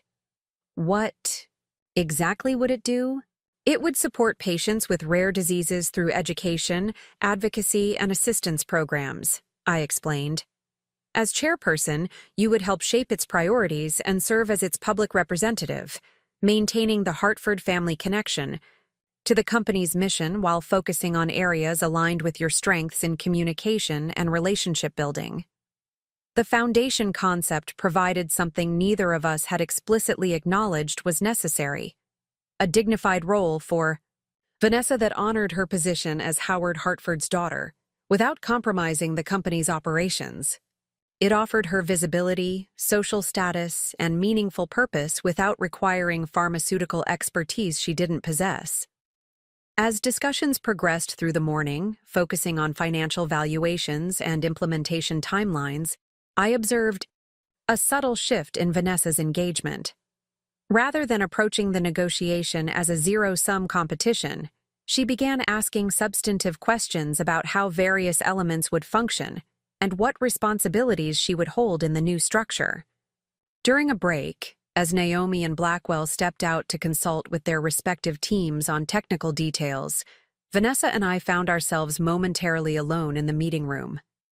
The silence that fell between us carried the weight of our complicated history, childhood competitions, our father's uneven attention, and the recent inheritance battle that had exposed deeper family dynamics. "Why did you include the foundation?" Vanessa asked finally, her usual performative mask temporarily set aside. "You could have simply offered financial terms and kept everything else." The question revealed more vulnerability than she had shown throughout our conflict, a genuine curiosity about my intentions rather than automatic suspicion. "Because this isn't just about financial assets or corporate control," I replied honestly. "It's about what the Hartford name means and the legacy our family leaves. You're as much Howard Hartford's daughter as I am, with a legitimate role in shaping that legacy. Just not through pharmaceutical operations where specialized expertise is essential." For a moment, Vanessa seemed to consider this perspective, one that acknowledged her legitimate place in the family story while recognizing the different nature of our contributions. "The past few weeks have been educational," she admitted with uncharacteristic candor, "especially that earnings call. I still think Hartford could benefit from broader market perspectives, but I recognize the specialized knowledge required for the core business." This acknowledgement, however limited, represented significant evolution from her initial dismissal of the rare disease focus as complicated medical stuff, less valuable than consumer products. The foundation would benefit from exactly those broader perspectives, I noted. Patient advocacy organizations need diverse skills: fundraising, public relations, event planning, relationship building with policymakers. Your abilities would be genuinely valuable there. Before she could respond, our attorneys returned with revisions to the financial schedules. The conversation shifted back to technical details, but something had changed in the dynamic between us. Not reconciliation exactly, but perhaps the beginning of mutual recognition of our different but potentially complementary roles. By late afternoon, we had reached agreement on most major elements of the settlement. The remaining points involved implementation timelines and valuation methodologies, important details, but not fundamental obstacles to resolution. We scheduled a follow-up session to finalize these aspects, with both legal teams expressing confidence that a comprehensive agreement could be completed within the court's temporary order period. As the meeting concluded, Vanessa approached me directly rather than communicating through attorneys as she had previously done. The foundation would need an executive director with pharmaceutical knowledge, she observed. Someone who understands the science but can translate it for donors and policymakers. Dr. Kaplan's wife runs a similar organization for another condition, I replied. She might have recommendations. I'd appreciate that, Vanessa said with surprising sincerity. If I'm going to chair something with the Hartford name, I want it done properly. It was perhaps the first time in our adult lives that Vanessa had approached me as a potential ally rather than a competitor, seeking expertise rather than challenging it. While far from a complete transformation, it suggested the beginning of a more constructive relationship than we had managed in decades. The next 2 weeks involved intensive work finalizing settlement details, drafting legal documents, and preparing for implementation. Throughout this process, I kept the executive team and board fully informed, ensuring transparency about the emerging resolution and its implications for Hartford's future. The structure preserves everything essential about our research direction and patient commitment, I explained during a special board meeting to review the near-final agreement. While providing an orderly path for Vanessa to realize the financial value of her inheritance without disrupting operations.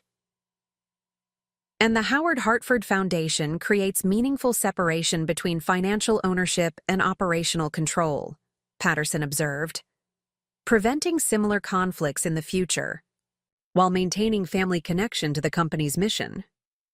The board unanimously endorsed the settlement approach, recognizing it as a solution that honored Hartford's scientific purpose while addressing the legitimate interests created by my father's will. Several directors specifically praised the foundation concept as a constructive innovation that transformed a binary conflict into a more nuanced resolution. On the final day of the court's temporary order period, we gathered in Judge Watkins's chambers to present our completed settlement agreement. The judge reviewed the documents carefully, paying particular attention to the governance provisions that would guide Hartford's future leadership. This is an uncommonly thoughtful resolution, he observed after completing his review. Most inheritance disputes involve simple division of assets. You've created a structure that honors the company's purpose while addressing both governance and financial interests. With the judge's approval, we signed the final documents, transforming what had begun as a bitter inheritance battle into a constructive reorganization that strengthened Hartford's governance while creating new avenues for patient support. As we left the courthouse, Vanessa paused on the steps where reporters had gathered for our initial hearing weeks earlier. The media presence was smaller this time, but still significant given the prominent family names involved. Ms. Hartford, can you comment on the settlement? Will you continue to challenge your sister's control of the company? Rather than diverging to separate vehicles as I had expected, Vanessa gestured for me to join her. It was a calculated moment and a genuine opportunity to present a united front that would benefit both Hartford Pharmaceuticals and the newly created foundation. My sister and I have reached a comprehensive agreement that serves the interests of Hartford Pharmaceuticals, its patients, and our family legacy, Vanessa announced with the polished delivery that had always been her strength. The settlement creates the Howard Hartford Foundation for Rare Disease Advocacy, which I will chair, while Rebecca continues leading the company's pharmaceutical operations. Her framing was masterful, positioning the outcome as a purposeful division of responsibilities rather than her retreat from operational control. It provided her the dignified narrative she needed while accurately representing the resolution we had reached. When a reporter asked if I had comments, I added, This resolution honors our father's legacy by ensuring Hartford Pharmaceuticals continues its commitment to treating conditions others have overlooked, while expanding that mission through the Foundation's advocacy work. Different roles, shared purpose. The brief joint statement accomplished what hours of legal language could not. It signaled to employees, partners, and patients that the disruption had ended and Hartford's mission would continue uninterrupted. The implementation of our settlement agreement unfolded over the following months with remarkable smoothness. The corporate reorganization establishing separate voting and financial shares proceeded as planned. The Howard Hartford Foundation was incorporated with an impressive initial board including several prominent patient advocates and healthcare policy experts recruited by Vanessa, demonstrating unexpected commitment to her new role. Most importantly, Hartford Pharmaceuticals returned to its central purpose, developing treatments for patients with rare diseases. The Westridge treatment received FDA approval, bringing new hope to thousands suffering from a previously untreatable neurological condition. The Novartis trial advanced to its final phase with promising interim results. Research teams, freed from governance uncertainty, pursued new compounds with renewed focus and creativity. 6 months after the settlement, I invited Aunt Vivian to tour our expanded research facilities. As we walked through laboratories where scientists worked on next-generation treatments, she shared memories of my grandfather's original vision for Hartford. Thomas believed pharmaceutical companies held a sacred trust, she recalled. The knowledge to develop treatments for suffering, people came with responsibility to use that knowledge for genuine human benefit, not just financial return. That's still our guiding principle, I replied, watching researchers carefully monitoring experiments that might someday transform patients' lives. Financial success enables the mission, but the mission itself is about the patients. We paused at a wall displaying photographs of people whose lives had been improved by Hartford treatments, a visual reminder of the human impact behind scientific achievements and business metrics. Your grandfather would be proud of what you've built here, Vivian said, studying the faces in the photographs. Not just the scientific success, but how you fought to protect the company's purpose when it was threatened. I had help, I acknowledged, thinking of the many allies who had stood with me throughout the battle. Naomi's legal guidance, the executive team's unwavering support, the board's recognition of Hartford's true value, and even my mother's quiet affirmation of my worth beyond my father's judgment. And what about Vanessa? Vivian asked. Has the foundation role been meaningful for her? More than I expected, I admitted. She's actually quite effective as an advocate. Last month, she testified before a congressional committee on rare disease research funding, apparently quite compellingly. She understands how to communicate with non-specialists in ways researchers sometimes struggle with. This development had been perhaps the most surprising outcome of our settlement. Vanessa discovering genuine purpose in her foundation role, rather than treating it merely as a consolation prize. While our relationship remained complex and sometimes distant, we had established a functional coexistence built on recognition of our different contributions to the Hartford legacy. During a recent foundation event, Vanessa had even acknowledged the complementary nature of our roles, noting that Rebecca develops the treatments in the laboratory, while I ensure patients can access them through advocacy and education. It wasn't familial warmth exactly, but it represented significant evolution from her initial dismissal of Hartford's scientific mission. As Vivian and I completed our tour, we passed the memorial wall honoring my grandfather and father. Their portraits hung side by side, Thomas the scientist founder, Howard the business builder, each having shaped Hartford in different ways with different strengths and priorities. Every family business faces succession challenges, Vivian observed, studying the portraits.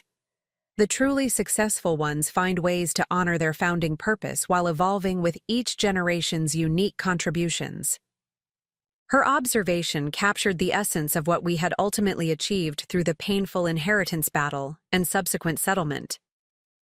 Rather than simply transferring control from one generation to the next, we had created a structure that honored Hartford's scientific mission while accommodating different family members' strengths and interests. The pharmaceutical company would continue its focused work, developing treatments for underserved patient populations, guided by qualified leadership with relevant expertise. The foundation would expand Hartford's impact through advocacy, education, and policy work, leveraging different but complementary skills. And both entities would contribute to the legacy begun by Thomas Hartford decades earlier when he first committed to developing treatments because patients needed them, not because markets demanded them. My father's final insult, that I wasn't worth a penny, had triggered a journey that ultimately strengthened rather than weakened Hartford's fundamental purpose. The conflict had forced explicit articulation of the principles that would guide the company's future, creating governance, structures that would protect its mission beyond any individual's tenure. As I returned to my office after Vivian's visit, I found an unexpected delivery on my desk, a small wooden box with a note from my mother. Inside lay my grandfather's pocket watch, inscribed with his initials and the date he founded Hartford, Pharmaceuticals. The accompanying note read simply, "Thomas wanted you to have this. He recognized your worth long before anyone else." Howard knew it too, in his clearer moments. Some legacies transcend wills and legal documents. I placed the watch carefully on my desk beside the scale model of our new research facility. Together, they represented Hartford's journey, from my grandfather's founding vision through the tumultuous years of my father's leadership to the company it had become under my guidance. The inheritance battle had never truly been about money or control, but about purpose and values, about ensuring Hartford Pharmaceuticals remained true to its founding mission of developing treatments for those with few alternatives. That mission now stood stronger and better protected than before my father's will had triggered our conflict. Some resolutions simply divided assets or determined winners and losers.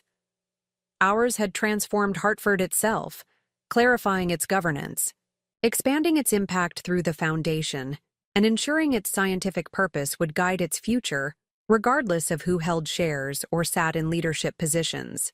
In the end, that was what truly mattered. Not that I had secured control or proven my worth, but that Hartford Pharmaceuticals would continue developing treatments that transformed patients' lives long after any of us were gone. That was the legacy worth fighting for, and the resolution we had achieved protected it for generations to come. Up next, you've got 2 more standout stories right on your screen. If this one hit the mark, you won't want to pass these up. Just click and check them out. And don't forget to subscribe and turn on the notification bell so you don't miss any upload from us.